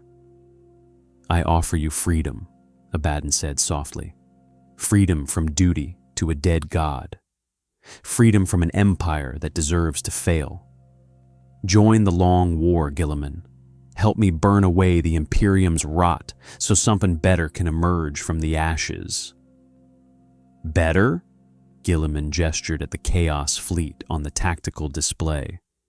"You command a fleet of demon-possessed vessels crewed by madmen and monsters. Your warriors are twisted by the same powers they claim to master. Your empire is an anarchic nightmare where strength is the only law and suffering the only constant. This is your vision of better? It is honest." Abaddon's voice carried absolute conviction. "We do not hide behind lies of divine purpose or manifest destiny. We acknowledge what humanity truly is: violent, ambitious, hungry for power. The Imperium pretends otherwise and calls the pretense righteousness. We embrace the truth and are stronger for it." Guilliman met the War Master's gaze through the hololithic projection. "You mistake my frustration with the Imperium for hatred of it. Yes, it is flawed. Yes, it has become something my father never intended. But it remains the best chance for human survival. The Imperium may be a corpse empire built on lies and sustained by faith, but it endures. Your chaos-worshipping anarchists fracture and turn on each other the moment a greater threat disappears." "Then you condemn yourself to futility," Abaddon replied. "Vigilus will fall, Guilliman. Not today, perhaps not even this year, but inevitably. And when it does, Imperium Nihilus will be lost forever. Billions of humans will die screaming in the dark, cut off from your precious Emperor's light. All because you chose duty over pragmatism. Duty is not opposed to pragmatism. It is its highest expression." Guilliman straightened, and even through hololithic transmission, his presence filled the space. "I reject your offer, Abaddon. I reject the Chaos God's corruption. I reject the Long War's empty promises. And when this is over, I will reject your claim to Horus's legacy by tearing it from your corpse." Abaddon was silent for a long moment. Then he nodded slowly, something that might have been respect flickering across his features. "I expected nothing less. Your father's stubbornness runs true in you. Very well, son of the Emperor. We shall resolve this the way we always have, through war." The hololithic projection shifted, showing Vigilus's tactical situation. Ork forces in the north, Genestealer Cults in the hives, and now Chaos Fleet elements moving into assault positions. 3 days, Abaddon said. I give you 3 days to evacuate whatever you can salvage. After that, the Black Legion begins orbital bombardment. Vigilus will burn, the Nachman Gauntlet will close, and Imperium Nihilus will drown in darkness, unless, of course, you wish to face me directly. Name the place, the planet's surface, Hive Megaborealis, where your Primarch warriors have established their strong point. You and I, Guilliman, Primarch, against Warmaster. Let us see if the Emperor's bloodline still breeds champions, or merely bureaucrats playing at war. The transmission ended. Guilliman stood motionless on the command deck, aware of every eye upon him. The crew waited for orders, for reassurance, for the certainty that their Primarch knew what to do. He had no such certainty. Abaddon's challenge was obviously a trap. The Warmaster would not offer single combat unless he possessed overwhelming advantage. But refusing meant condemning Vigilus to orbital bombardment, i.e. killing millions while the Imperial forces watched helplessly from orbit. "Lord Commander," Sicarius ventured. "Your orders?" Guilliman studied the tactical display, his mind processing variables at superhuman speed. 3 days. The Orks still holding position in the north. Genestealer cults undermining the hives from within.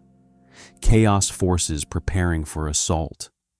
And somewhere in this catastrophe, Tzeentch's greater plan lurking like a cancer beneath the skin. He had returned to save the Imperium.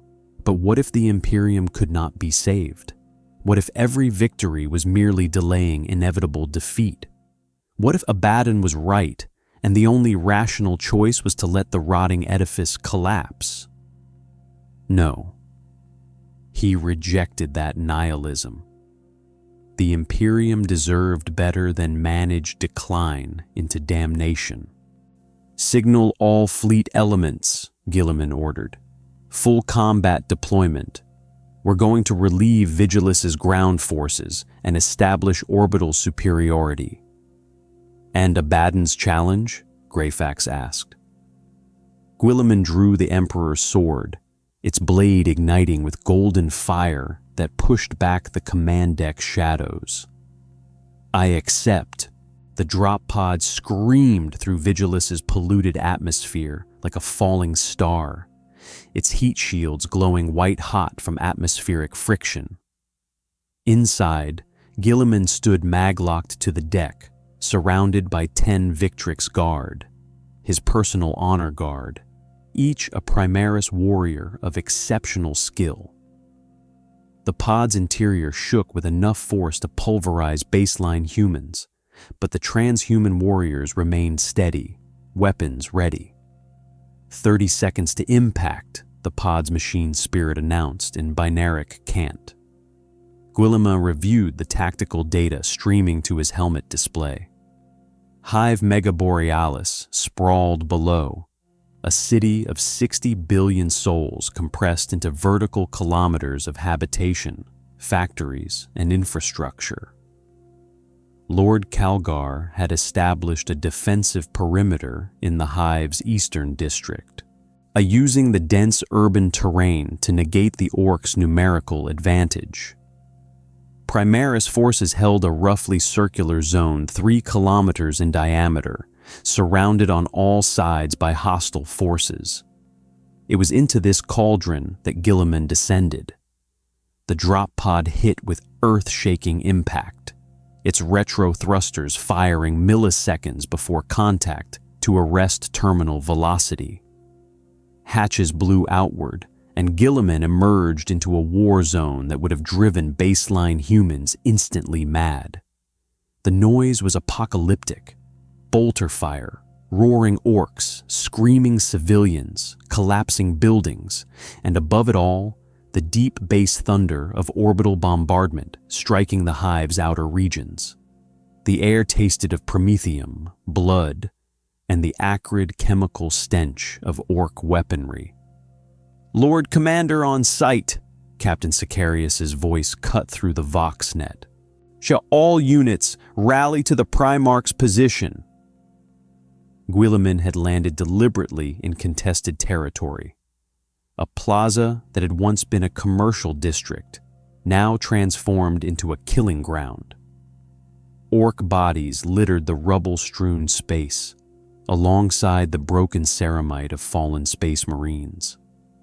The battle for Vigilus had been grinding and vicious, each meter purchased in blood, movement.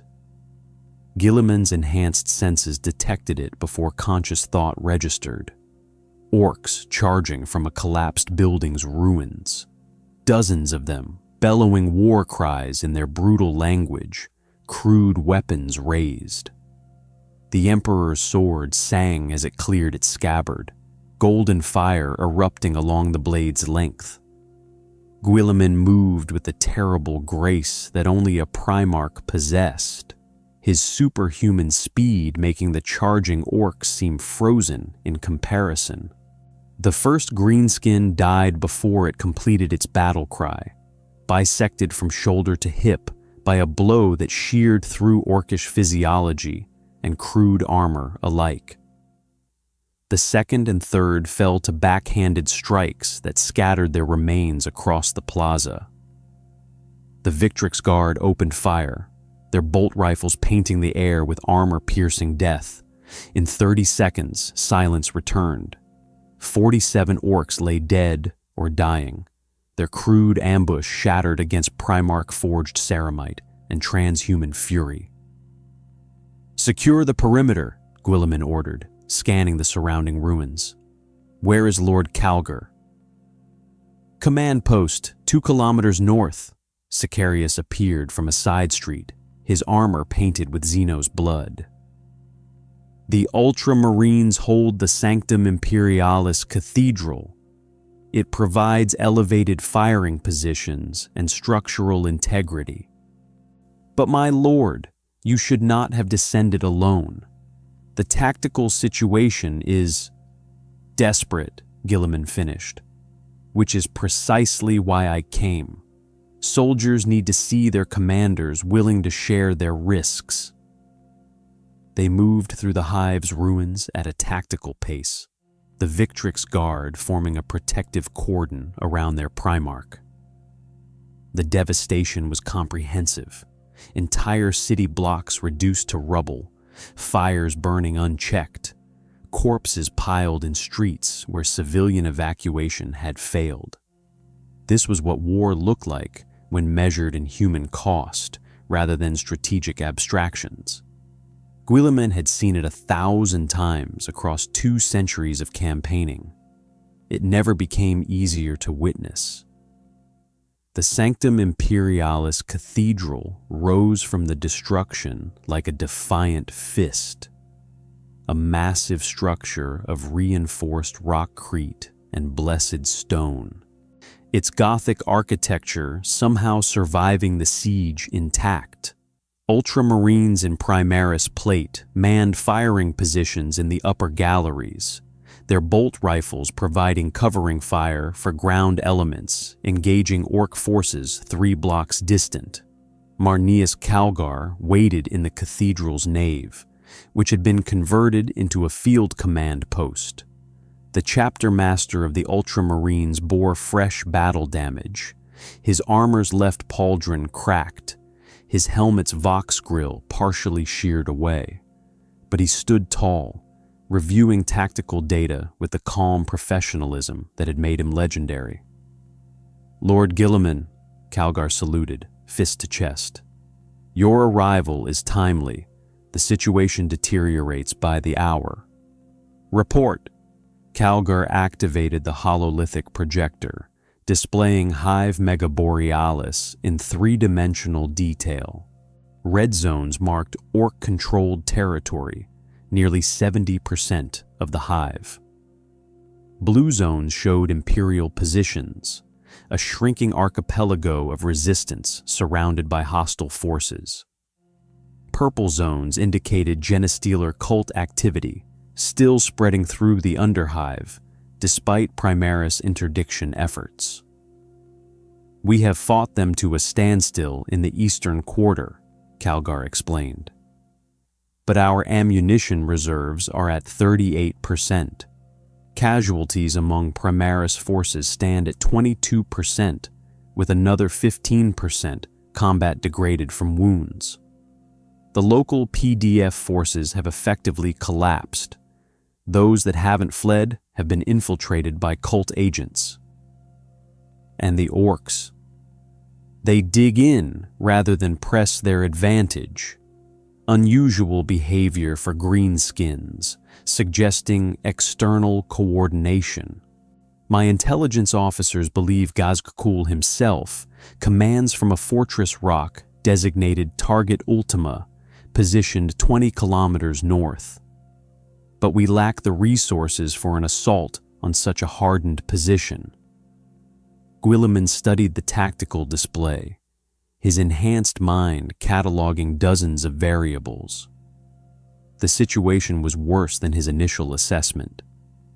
Vigilus was not just under siege, it was dying, and the arrival of Abaddon's fleet meant orbital bombardment would begin in less than 70 hours. "What about civilian evacuation?" he asked. Calgar's expression darkened. "Unsuccessful. The spaceports are compromised by cult infiltration. Every evacuation ship launched has either been sabotaged or shot down by Ork anti-air defenses. Approximately 53 billion civilians remain trapped in the hive. They cannot escape. 53 billion. The number was too vast for human comprehension, yet each represented an individual soul. Men, women, children, all condemned to die because the Imperium lacked the resources to save them. "Abaddon has challenged me to single combat," Guilliman said quietly. "Here, in this hive. He claims if I defeat him, he will withdraw the Black Legion fleet." "You cannot trust a traitor's word," Calgar replied immediately. "This is obviously a trap. Obviously. But refusing condemns Vigilus to orbital bombardment. At least if I fight Abaddon, there is a chance, however slim, of preserving something." A new voice interrupted. "The War Master lies." Guilliman turned to see a figure emerge from the cathedral's shadows. Tall, wrapped in Baroque armor of bone and spirit stones, moving with alien grace. In Eldrad Ulthran, the most ancient and powerful Farseer of Craftworld Ulthwé, regarded him with eyes that held millennia of accumulated knowledge. Guilliman's hand moved toward the Emperor's sword. Beside him, the Victrix Guard raised their weapons. An Eldar, a Xenopsyker, standing in an Imperial command post, was an outrage that should have triggered immediate violence. "Peace, Monkey," Eldrad said, raising empty hands. "I come bearing warnings, not weapons, though I suspect you will find my warnings more threatening than any blade." "How did you infiltrate our position?" Calgar demanded. "The webway has paths unknown even to your Mechanicus cartographers. But my method of arrival is irrelevant. What matters is why I have come." The Farseer approached the hololithic display, studying Vigilus's tactical situation with inhuman eyes. "Abaddon does not seek single combat. He seeks sacrifice." "Explain," Guilliman ordered, gesturing for his guards to lower their weapons. If Eldrad intended violence, he would have struck already. "The architect of fate weaves plans within plans, futures within futures. Vigilus is not a strategic target, it is a ritual ground. The Orks, the Genestealers, the Chaos Forces, all are pieces in Tzeentch's grand design, and you, Roboute Guilliman, are the centerpiece." "The demon in the warp mentioned Tzeentch," Greyfax interjected. She had accompanied Guilliman's descent, her inquisitorial authority making her valuable for coordination with local Imperial forces. It claimed the Changer of Ways sees all possible futures. "And in those futures, Guilliman falls," Eldrad confirmed. "Not through orbital bombardment or protracted siege, through apotheosis. Abaddon will not simply kill you, Primarch. He will corrupt you, transform you, make you into something the Imperium cannot accept, forcing them to turn against their own savior."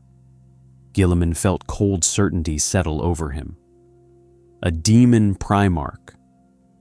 Not precisely. The warp cannot claim you as it claimed your traitor brothers. The Emperor's essence burns too brightly in your veins.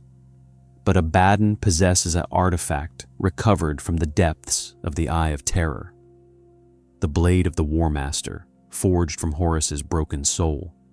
If he wounds you with it. I become what the Imperium fears most, Guilliman finished. A Primarch touched by chaos. Even if I resist corruption, even if I remain loyal, the mere taint would force the Ecclesiarchy to declare me heretic. The Inquisition would be compelled to hunt me. The Imperium would tear itself apart in civil war. Precisely, Tzeentch does not need to destroy the Imperium directly. He needs only to corrupt its last loyal Primarch and watch as you destroy it from within. The cathedral fell silent. Outside, the sounds of battle continued. Distant thunder that promised no end to the killing. But inside, the assembled warriors grappled with a threat more insidious than any army. "Why warn us?" Calgar asked Eldrad. "The Eldar have no love for the Imperium. Our destruction would benefit you." "Our destruction would follow swiftly after yours," Eldrad replied. "The great enemy feeds on all mortal souls, Mon-Ki and Eldari alike. If the Imperium falls, chaos will devour the galaxy. We are reluctant allies in this matter." Guilliman turned back to the tactical display, his mind racing through scenarios and counter-strategies. If he refused Abaddon's challenge, Vigilus burned and billions died. If he accepted, he risked corruption and civil war. Both paths led to catastrophe, unless there was a third option. "The blade of the War Master," Guilliman said slowly. "Where does Abaddon keep it?" "Aboard the Vengeful Spirit," Eldrad replied.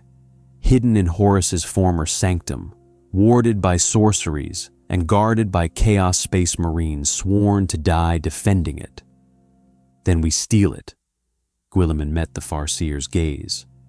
"If the blade is destroyed, Abaddon's plan fails. He cannot corrupt what he cannot wound." "Impossible," Sicarius objected. "The Vengeful Spirit is the most heavily defended vessel in the Chaos Fleet. No boarding action could succeed against such opposition." "Not through force," Guilliman agreed, "but perhaps through guile. Eldrad, can your webway paths reach the Vengeful Spirit?" The Farseer's expression was unreadable. "Yes, but such an insertion would require perfect timing, absolute stealth, and a strike team capable of fighting through Chaos Space Marines, demon-possessed corridors, and sorceress wards. You would need warriors of exceptional skill."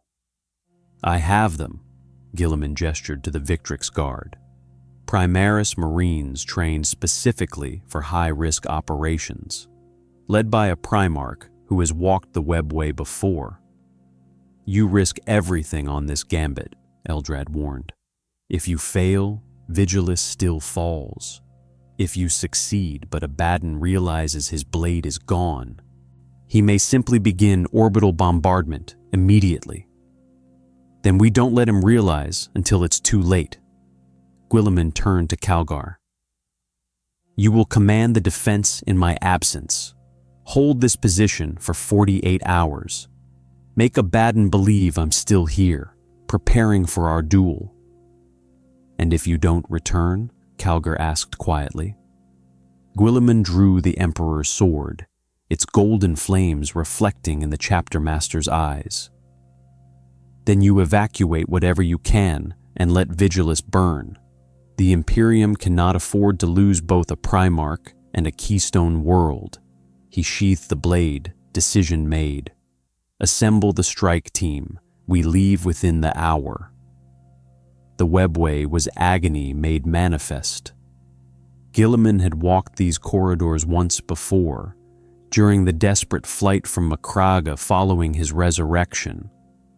Then, He had been wounded, barely conscious, sustained by Ivrain's sorcery and the Yanari's protection. Now he walked with full awareness, and the experience was far worse.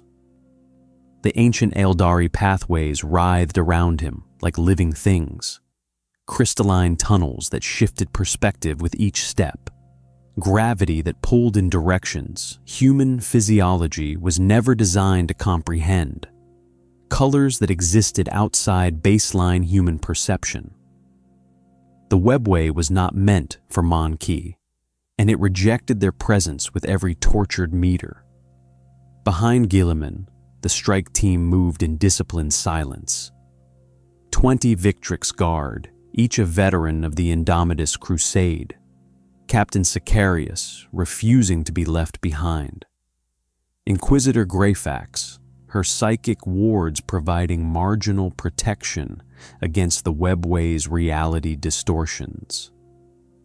And Eldrad Ulthrin himself, the ancient Farseer gliding through the corridors with ease born of millennia navigating these paths. "How much further?" Guilliman asked, his voice distorted by the webway's acoustic properties. "We approach the breach point," Eldrad replied. "The vengeful spirit maintains no psychic wards on this vector. Abaddon's arrogance assumes none could infiltrate via the webway. We will emerge in a maintenance corridor, adjacent to what was once Horus's personal sanctum. And then? Then you face the consequences of 10,000 years of chaos corruption. The vessel is not merely a ship, Primarch. It is a temple to the dark gods, every bulkhead inscribed with sorcerous glyphs, every corridor a potential trap. Your father's light protects you from direct demonic possession, but indirect corruption." Eldrad's ancient eyes met Guilliman's. "Guard your soul carefully. Chaos does not always announce itself with horns and screaming. Sometimes it whispers." The webway portal manifested before them, a shimmering curtain of unreality marking the boundary between the Eldari paths and real space. Eldrad gestured, and the portal stabilized, revealing a darkened corridor beyond wreathed in shadows that seemed too thick, too substantial. "The sanctum lies 300 meters north," the Farseer whispered. "I can sense the blade's presence, a psychic wound in reality, screaming with Horus's dying hatred. 12 Chaos Space Marines guard the approach. Beyond them, sorceress wards will trigger when you enter the sanctum itself. After that, you face whatever demon Abaddon has bound to defend his prize." Guilliman drew the Emperor's sword, its golden flame pushing back the vengeful spirit's unnatural darkness. "Remain here. If we do not return within 30 minutes, seal the portal and warn Lord Calgar to begin evacuation." "The Eldari do not abandon allies mid-operation," Eldrad replied, with something approaching offense. "You are not abandoning us. You are ensuring our failure does not doom Vigilus as well." Guilliman stepped through the portal, feeling reality shudder around him as he crossed from webway to corrupted real space.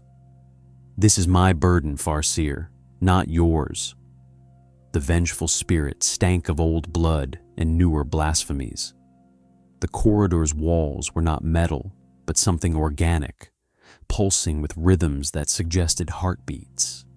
Brass symbols covered every surface, 8-pointed stars, axes crossed over skulls, in glyphs in languages that predated human civilization. The air tasted of copper and sulfur. Sicarius emerged behind Guilliman, immediately raising his bolt rifle. "Emperor's blood, this vessel is an abomination." "It is a monument," Guilliman corrected quietly. "To everything the Imperium could have become if we had lost the heresy. Move quickly, Stealth is impossible here. The ship itself will alert its masters to our presence." They advanced in tactical formation, the Victrix Guard forming overlapping fields of fire. Greyfax's psychic senses probing ahead for demon presence. The corridor stretched impossibly long, perspective warping in ways that suggested chaos corruption had rewritten physics itself within the vessel's hull. The first guards appeared without warning. Chaos Space Marines in ancient Terminator plate, their armor painted midnight black with brass trim, the symbols of the Black Legion stark against corrupted ceramite. They raised weapons, but Guilliman was already moving. The Emperor's sword cleaved through Terminator armor like parchment, its golden fire anathema to chaos-touched war plate. The first guard fell headless, his body collapsing in a shower of sparks and ichor. The second managed to fire his combi bolter before Sicarius's precision shot took him in the helmet's vision slit, penetrating to the corrupted brain beneath. The remaining 10 guards charged, bellowing litanies to the dark gods. The corridor became a storm of bolt fire, plasma discharge, and screaming chain blades. A Victrix guard fell, his helmet sheared away by a power axe strike. Another staggered, his armor breached by combi melta fire. But Primaris Genecraft and Primarch leadership prevailed. Within 2 minutes, 12 Chaos Space Marines lay dead or dying, their bodies already beginning to dissolve as the warp claimed what remained. "Casualties?" Guilliman demanded. "2 dead, 4 wounded," Sicarius reported grimly. "We can continue." They left their fallen brothers where they lay. There was no time for recovery, no possibility of honorable burial aboard this corrupted vessel. The Emperor would judge their souls. That was all the memorial any Space Marine could ask. The sanctum's doors rose before them, massive slabs of brass and bone, inscribed with names that made Greyfax wince in psychic pain. These were the names of worlds Horus had burned during his rebellion. Thousands of them, each representing billions of deaths, all catalogued with meticulous care. "The wards activate when the doors open," Greyfax warned, her force staff crackling with psychic energy. "I can suppress them for approximately 15 seconds. After that, every demon bound to this vessel will converge on our position. Then we have 15 seconds to acquire the blade and withdraw." Guilliman positioned himself before the doors, the Emperor's sword blazing bright enough to hurt unprotected eyes. "On my mark, 3, 2, 1, now." Greyfax unleashed her psychic might, her force staff erupting with light that tore through the sanctum's wards like tissue. The doors screamed as they swung open, revealing the chamber beyond. Horus's sanctum was a cathedral to damnation.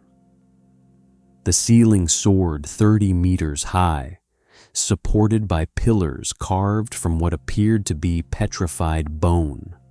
Banners hung from chains, the standards of legions that had turned traitor, each stained with blood and worse things. And in the chamber's center, displayed on an altar of brass and obsidian, lay the blade of the War Master. It was beautiful and terrible. A sword forged from Horus's shattered soul, its blade flickering between material reality and warp stuff, its edge sharp enough to cut through dimensions themselves. Just looking at it made Guilliman's gene-enhanced physiology recoil in instinctive horror. "Secure the blade," he ordered, advancing toward the altar. The demon materialized between one step and the next, a massive entity of brass and burning blood, its form shifting between greater demon and something worse. It wore armor that parodied Horus's own war plate, and when it spoke, its voice carried the echo of the arch-traitor himself. "Roboute, my brother, how kind of you to deliver yourself to damnation." Guilliman knew this demon, not its name, not its nature, but its purpose. It was an echo of Horus, a fragment of the War Master's soul preserved by chaos sorcery, bound to guard his legacy for eternity. "You are not my brother," Guilliman replied, raising the Emperor's sword. "You are a lie wearing his skin." The Horus demon laughed. "Am I? Or are you the lie, little brother? You who serve a corpse god and call it duty. You who hate the Imperium yet bleed for it. You who know the Emperor failed yet cannot admit the truth." "The truth," Guilliman said coldly, "is that Horus was the greatest of us, and chaos reduced him to this, a mockery, a weapon, a cautionary tale about the price of ambition. He attacked. The Emperor's sword met the Horus demon's brass blade in a shower of reality-warping sparks. Guilliman's Primarch strength drove the demon backward, each strike burning away corruption like cauterizing wounds. But the entity was fast, inhumanly fast, impossibly fast, and its blade carried chaos's infinite malice. Behind Guilliman, the Victrix Guard engaged lesser demons boiling from the sanctum's walls. Bolt fire and psychic lightning filled the chamber, turning the sacred space into a war zone. Greyfax's wards were failing, her psychic strength depleted by suppressing the sanctum's defenses. 10 seconds, she screamed. "We're out of time!" Guilliman pressed his attack, driving the Horus demon toward the altar through sheer ferocity.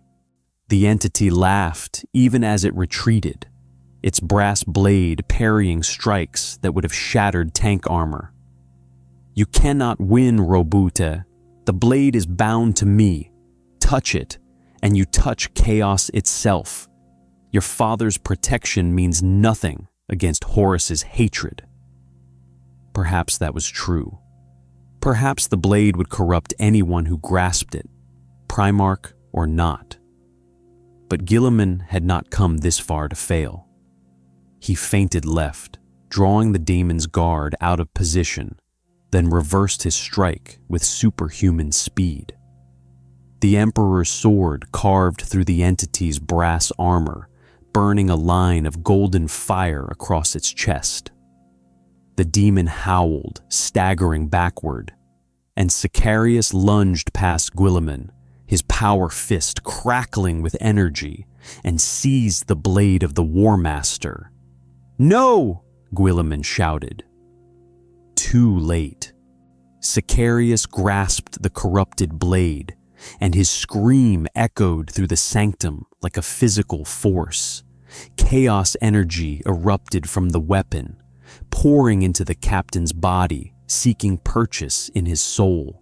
For 3 eternal seconds, Guilliman watched his most loyal officer struggle against corruption that had broken stronger warriors. Then Sicarius did something impossible. He mastered it. The chaos energy flickering around the blade guttered, suppressed by sheer willpower and faith.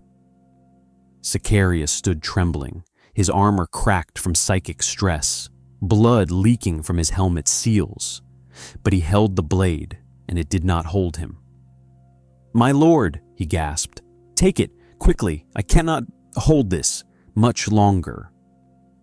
Guilliman moved without thought, wrapping the blade in a section of his cloak reinforced with psychic wards. The moment the corrupted weapon left Sicarius's grip, the captain collapsed, unconscious but alive. "Withdraw," Guilliman ordered, lifting Sicarius over one shoulder. "Back to the webway portal, now!" The sanctum erupted. Demons poured from every surface. their screaming faces twisted with rage at the theft. The Horus demon surged forward, its blade seeking Guilliman's back. Greyfax's final psychic blast bought them 5 seconds, enough time to reach the corridor, enough time to see Eldrad's portal still shimmering ahead. They ran, space marines in full plate, burdened with wounded, pursued by entities that violated every law of physics. Bolt fire and demon screams filled the air. A Victrix guard fell, dragged into shadows by clawed hands. Another turned to provide covering fire and was consumed by warp flame. Guilliman dove through the portal, Sicarius still clutched in his arms, the wrapped blade pressed against his chest. Greyfax followed, then the surviving Victrix guard. Eldrad gestured, and the portal collapsed, sealing the vengeful spirit's horrors behind a wall of impossible mathematics. They emerged in the webway gasping, bleeding, traumatized by what they had witnessed. Of the 20 Victrix guard who had entered, 11 remained. Sicarius lived, but did not wake, and wrapped in Guilliman's cloak, the blade of the War Master pulsed with malevolent hunger. "Did we succeed?" Greyfax asked, her voice hollow with exhaustion.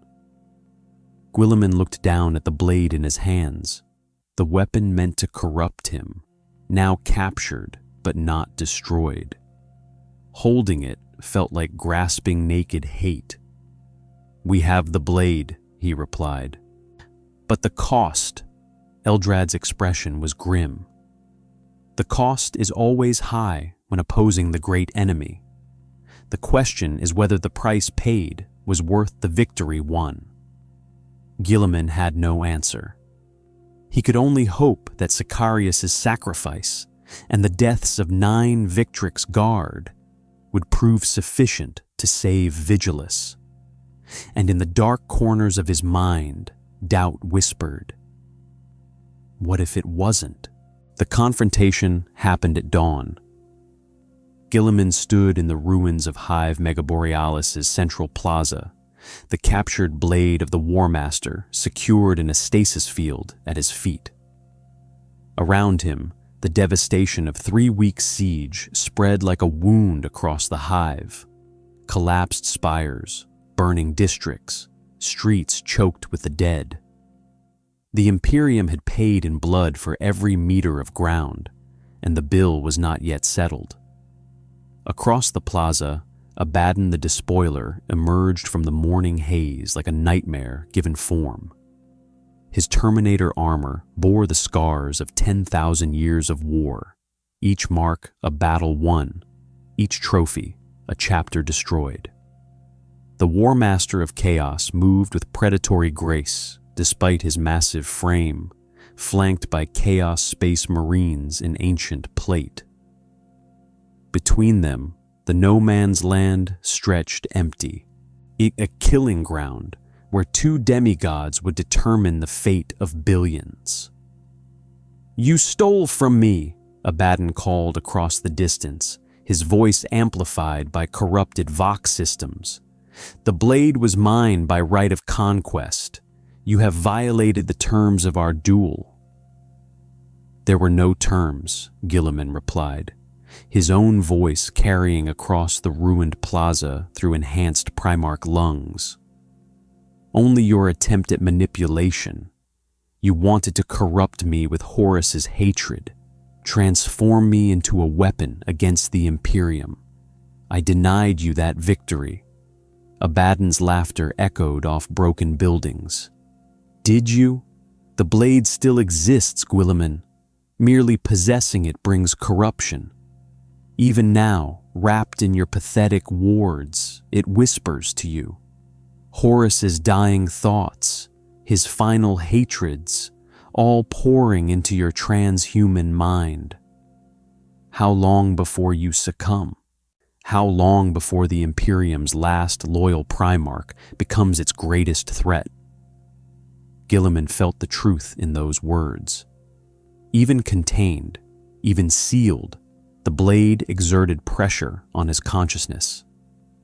He heard whispers at the edge of perception. His father's voice twisted into cruelty, his brother's deaths replayed with mocking commentary. The Imperium's failures catalogued with surgical precision. The weapon was designed to break him, and given enough time, it might succeed. "Then I will destroy it," Guilliman said. "The Emperor's sword can unmake what chaos has forged." "Can it?" Abaddon took a step forward, the motion deliberately theatrical. "Or will destroying Horus's soul fragment simply release that hatred into the warp, where it can manifest in other forms? You cannot win this game, son of the Emperor. Every choice you make serves chaos in the end." Behind Guilliman, Lord Calgar and the surviving Ultramarines stood ready. The Primaris forces had been bled white defending this position. 38% casualties, ammunition reserves at critical levels, medical supplies exhausted. They could not sustain another major engagement. This confrontation would determine whether Vigilus survived or burned. "I reject your nihilism," Guilliman replied. "Yes, chaos corrupts. Yes, every victory carries the seeds of future defeat. But that does not make resistance futile. It makes it necessary. The Imperium endures not because we are perfect, but because we refuse to surrender." Pretty words.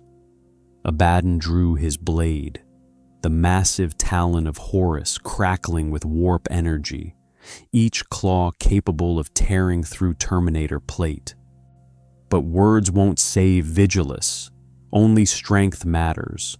Only victory counts.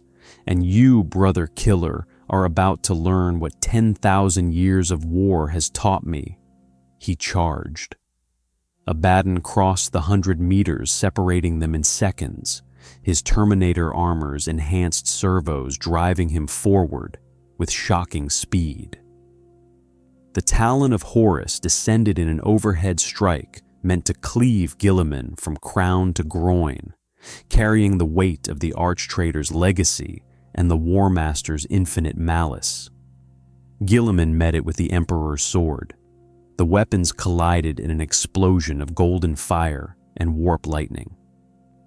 Reality screamed at the point of contact, sacred meeting profane, the Emperor's light against chaos's darkness. The shockwave flattened nearby rubble and sent Chaos Space Marines staggering. For a moment, Primarch and War Master stood locked blade to blade, transhuman strength against chaos-enhanced might. Guilliman saw Abaddon's eyes through his helmet's lenses, ancient beyond measure, carrying the accumulated madness of ages, but still recognizably human, still capable of choice. "You could have been great," Guilliman said through gritted teeth. "Horus's finest captain, a builder of empires. Instead, you became this, a slave pretending at freedom." "And you could have been free," Abaddon snarled back. "A Primarch unbound by duty to a corpse god. Instead, you became a jailer, imprisoning yourself in loyalty to a failed vision." They broke apart, circling. Each movement was calculated, probing for weakness, testing range and reaction time. This was not the wild fury of Ork combat or the alien precision of Eldar warfare. This was two master warriors, each trained by the same creator, applying lessons learned across centuries of battle. Abaddon struck again, a faint high followed by a low sweep aimed at Guilliman's legs. The Primarch twisted aside, his return stroke carving a burning line across Abaddon's pauldron. Blessed Ceramite met chaos-forged armor, and the War Master's protection held. Barely. "You're slower than I expected," Abaddon taunted, pressing his attack. "Age and doubt have weakened you, Guilliman. You fight like you command. hesitant, second-guessing every decision. He wasn't entirely wrong. Guilliman felt the weight of command like physical chains. Every order given potentially dooming millions. Every strategic choice measured against impossible costs. That hesitation, that careful calculation, was both his greatest strength and his critical weakness. But it was also what made him different from Abaddon. "I hesitate," Guilliman agreed, parrying a strike that would have taken his head. "Because I value what I might destroy. You charge forward because you've already lost everything worth preserving." He counterattacked with a combination his father had taught him 10,000 years ago. 3 strikes flowing into each other, each forcing the opponent into progressively worse defensive positions. Abaddon blocked the first 2, but the third penetrated his guard, the Emperor's sword scoring deep across his chest plate. The War Master staggered, golden fire burning where blessed steel had touched corrupted ceramite. For a moment, Guilliman saw surprise flash across Abaddon's features. The despoiler had fought Primarchs before. He bore the scars of combat against Guilliman's brothers. But this Guilliman, this resurrected Primarch carrying the Emperor's own blade, was more dangerous than the warlord he had been during the Crusade. "First blood to me," Guilliman said, quietly. Abaddon's response was a roar of pure rage. He abandoned technique, throwing himself into a berserker assault that would have shamed a world eater. The talon of Horus became a blur of warp lightning and screaming metal, each strike powerful enough to shatter tank armor. Guilliman gave ground, his transhuman reflexes barely sufficient to deflect the onslaught. This was chaos warfare at its purest. Fury without restraint. Strength without limit. Violence as an end unto itself. Each parried blow sent shockwaves up Guilliman's arms. Each blocked strike carved chunks from the plaza's rockcrete. Then Abaddon made a mistake. He overextended, putting too much force into a diagonal slash, leaving his right side momentarily exposed. Guilliman exploited it instantly, not with the Emperor's sword, but with his armored fist, driving it into Abaddon's helmet with Primarch-forged strength. The War Master's head snapped back, his helmet's visual systems crackling with damage. He stumbled, and Guilliman pressed his advantage, the Emperor's sword descending toward Abaddon's neck in an executioner's strike. It should have ended there. The blade should have severed Abaddon's head, ended the long war's greatest champion, delivered victory to the Imperium. Instead, reality twisted. A hand, massive, clawed, it wreathed in impossible fire, reached through the veil between real space and the warp. It caught the Emperor's sword mid-descent, holding the blessed blade in a grip that should not exist. Guilliman looked up into eyes of molten brass and recognized the entity, not a demon, something worse. A fragment of a chaos god's attention, focused through the weakened barrier between reality and the immaterium. Khorne, the blood god himself, had intervened. "The duel is not yet concluded," the entity spoke, with a voice like continents grinding together. "My champion fights. Your father's champion fights. This is sacred combat. It will not be interrupted." The hand released the Emperor's sword and vanished, leaving Guilliman standing over Abaddon's prone form, blade raised but unable to strike. Some force, divine prohibition or chaos manipulation, prevented the killing blow. Abaddon rose slowly, removing his damaged helmet to reveal a face marked by 10,000 years of warfare. Blood ran from a cut above his eye, but he smiled, a terrifying expression of triumph and madness combined. "You see," he said quietly, "the gods themselves will not permit your victory. This is why chaos always wins, Guilliman. We have divine backing. You have only duty." Guilliman stepped back, the Emperor's sword still blazing. "If your gods must intervene to save you, then you have already lost. You claim strength, but you survive through divine mercy.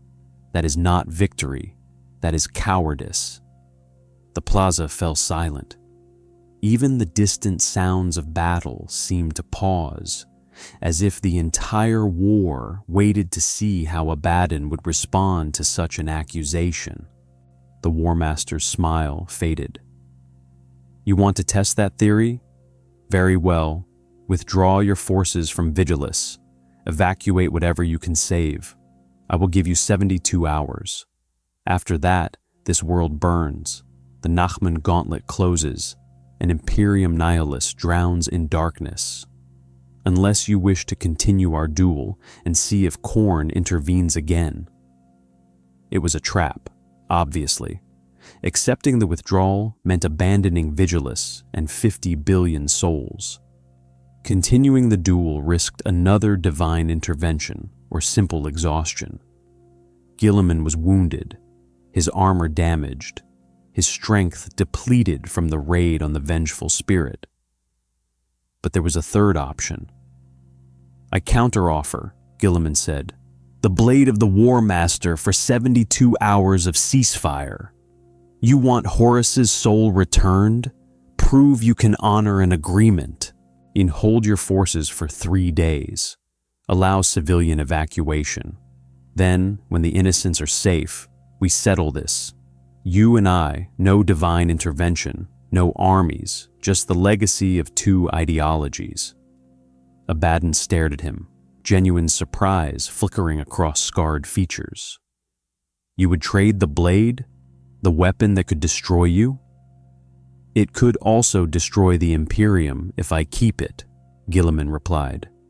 "Better to remove the temptation. Better to face you honestly than risk corruption." For a long moment, the War Master of Chaos simply studied the Imperium's Lord Commander. Then slowly, he nodded. 72 hours. Evacuate your civilians. Save what you can. Then we end this." He turned and walked away, his Chaos Space Marines falling in behind him. Guilliman watched them go, knowing he had just made a bargain with damnation itself. But he had bought time. And time, in the Imperium's eternal war, was the only victory that truly mattered. The evacuation ships rose like iron angels against Vigilus's smoke-choked sky. Guilliman stood in the ruins of Hive Megaborealis, watching humanity's retreat. 72 hours had become a miracle measured in saved lives. 38 billion evacuated across 3 desperate days and nights of non-stop transport operations. Not enough. Never enough. But more than would have survived without the ceasefire. The remaining 15 billion could not be saved. The elderly, the infirm, those trapped in the Underhive's deepest reaches, the Genestealer cult infected who could not be identified in time. They would die when Abaddon's bombardment began. Their deaths would be on Guilliman's conscience. I added to the billions already weighing on his transhuman soul. Lord Calgar approached, his armor still bearing scorch marks from the siege. "The last transport lifts off in 30 minutes, my lord. Admiral Ornastas reports the fleet is at maximum capacity. We cannot take more." "I know," Guilliman's voice was hollow. "Signal the remaining PDF forces. Tell them the Emperor watches over them. Tell them their sacrifice will be remembered." Lies, comfortable lies that made death easier to accept. The Emperor watched nothing, remembered nothing, but the soldiers would die believing, and perhaps that belief would give them courage in their final moments. "My lord," Greyfax materialized from the command post's shadows, her expression grim. "Abaddon voxes. He wishes to speak with you. Personally." The hololithic display activated, showing the War Master of Chaos aboard the Vengeful Spirit's bridge. Behind him, Guilliman could see preparations for orbital bombardment, weapon arrays charging, targeting solutions being calculated, the machinery of annihilation preparing to reduce a world to ash. "Your time is up, Guilliman," Abaddon said, without preamble. "The ceasefire ends in 30 minutes. Will you honor our agreement? Will you face me or flee with your evacuees?" Guilliman had known this moment would come. He had spent the 72 hours preparing for it, not just organizing the evacuation, but wrestling with the fundamental question of his purpose. Was he a soldier who fought unto death, or a leader who survived to fight another day? "I will not face you," Guilliman replied, and heard the gasps from his officers. "Not because I fear defeat, but because you were right about one thing, Abaddon. The Imperium needs me more alive than dead. Vigilus is lost, but Imperium Nihilus can still be saved." "Pragmatism," Abaddon smiled without humor. "How very ultramar of you. Your father would be proud, another son learning that ideals bow before necessity." "My father built the Imperium on pragmatism wrapped in ideals," Guilliman corrected. "He taught us that victory requires sacrifice, but that some sacrifices are too great to justify. Dying for Vigilus's ashes serves no purpose. Living to reclaim what was lost serves everything." "Then you abandoned 15 billion souls to save yourself?" Abaddon's tone turned mocking. "Where is the nobility in that? Where is the righteousness your Imperium claims?" Guilliman met the War Master's gaze through the hololithic projection. "There is no nobility in it, no righteousness, only the terrible mathematics of command. Spending lives I have no right to spend, making choices I have no authority to make, gambling with souls because the alternative is extinction. You think this makes me weak? It makes me exactly what the Imperium needs. Not a warrior seeking glory, but a leader willing to bear the weight of necessary evil." For a moment, something flickered across Abaddon's scarred face. Respect, perhaps, or recognition that Guilliman had learned the Long War's hardest lesson, that survival required moral compromise, that purity was a luxury the desperate could not afford. "Go then," Abaddon said finally. "Flee to Terra, lick your wounds, tell yourself you made the right choice. But know this, son of the Emperor, Vigilus is only the beginning. The Nachmund gauntlet closes. Imperium Nihilus falls into darkness.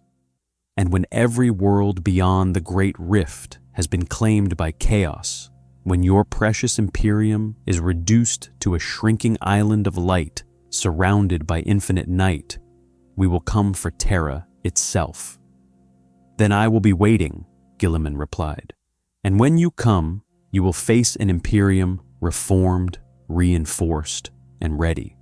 Vigilus taught me that the old methods fail, that bureaucracy and theology strangle progress, that the Imperium my father built has become a monument to stagnation. I will change it, not because I want to, but because I must. Change requires power. Power requires ruthlessness. Ruthlessness is the first step toward chaos." Abaddon's smile widened. "Welcome to the Long War, Guilliman. You're finally learning to play." The transmission ended. Guilliman stood in silence, surrounded by officers who looked at him with expressions ranging from relief to horror. They had heard him admit to moral compromise, to necessary evil, to changing the Imperium through force if needed. Some would report this conversation to the Inquisition. Others would support him. The Imperium would fracture further, political fault lines deepening into chasms. But that was a problem for tomorrow. All forces withdraw to the fleet, Guilliman ordered. We leave Vigilus to its fate. The last transport ships lifted off as Abaddon's bombardment began. Guilliman watched from the Macragge's Honor's observation deck as lance batteries and cyclonic torpedoes transformed Vigilus from a living world into a tomb. 15 billion souls extinguished in seconds, a number too vast for human comprehension, yet each one an individual tragedy. This was what the Imperium had become, a machine that consumed lives and called it victory, a system so broken that even a Primarch could only mitigate catastrophe, never prevent it. Greyfax approached, her expression unreadable. The Inquisition will hear of your conversation with Abaddon. There will be questions about your loyalty, your methods, your willingness to compromise with traitors. Let them question, Guilliman replied. Let them investigate, accuse, even condemn. The Imperium needs reformation more than it needs my reputation intact. If destroying my legacy is the price of saving humanity, then I pay it gladly. And if they declare you heretic, if they turn the Imperium against its own savior? Guilliman drew the Emperor's sword one final time, its golden flames reflecting in the observation port's armaglass. Beyond, Vigilus burned, a funeral pyre for billions, and a warning for the galaxy. Then I will do what I have always done, he said quietly. I will serve. Not the Imperium as it is, but the Imperium as it should be. Not the Emperor as a god, but humanity as a species worth saving. And if that makes me a heretic in their eyes, then let me be the Imperium's final hope and its greatest heresy, the Primarch who refused to let the dream die, even when the dreamers had long since turned to dust. The Macragge's Honor turned away from Vigilus's dying light, its plasma drives burning blue-white as it began the long journey back to Terra. Behind it, the Nachman Gauntlet collapsed, sealing Imperium Nihilus in darkness. Ahead, the Imperium waited, rotten, magnificent, doomed, and humanity's last desperate hope against the night. And Roboute Guilliman, the avenging sun, the Lord Commander of the Imperium, sailed toward an uncertain future, carrying the weight of impossible choices. He had not saved Vigilus, but he had saved what could be saved. And in the grim darkness of the 41st millennium, that would have to be enough. In the end, he was not the Imperium's final hope because he was perfect. He was its final hope because he was willing to be imperfect, to make the hard choices, bear the terrible costs, and continue fighting even when victory seemed impossible. The Emperor had created him to serve. The Imperium had resurrected him to save it, and Guilliman, despite all his doubts and all his compromises, would not, could not, do anything less than exactly that. Even if it meant becoming the very thing he had sworn to prevent, a Primarch who placed pragmatism above principle, survival above righteousness, and the future above the past. The long war continued, and for the first time in 10,000 years, chaos faced an opponent who truly understood its nature, not as an enemy to be defeated, but as a corruption to be endured, resisted, and ultimately outlasted through sheer, bloody-minded refusal to surrender. The Emperor protects. More stories await.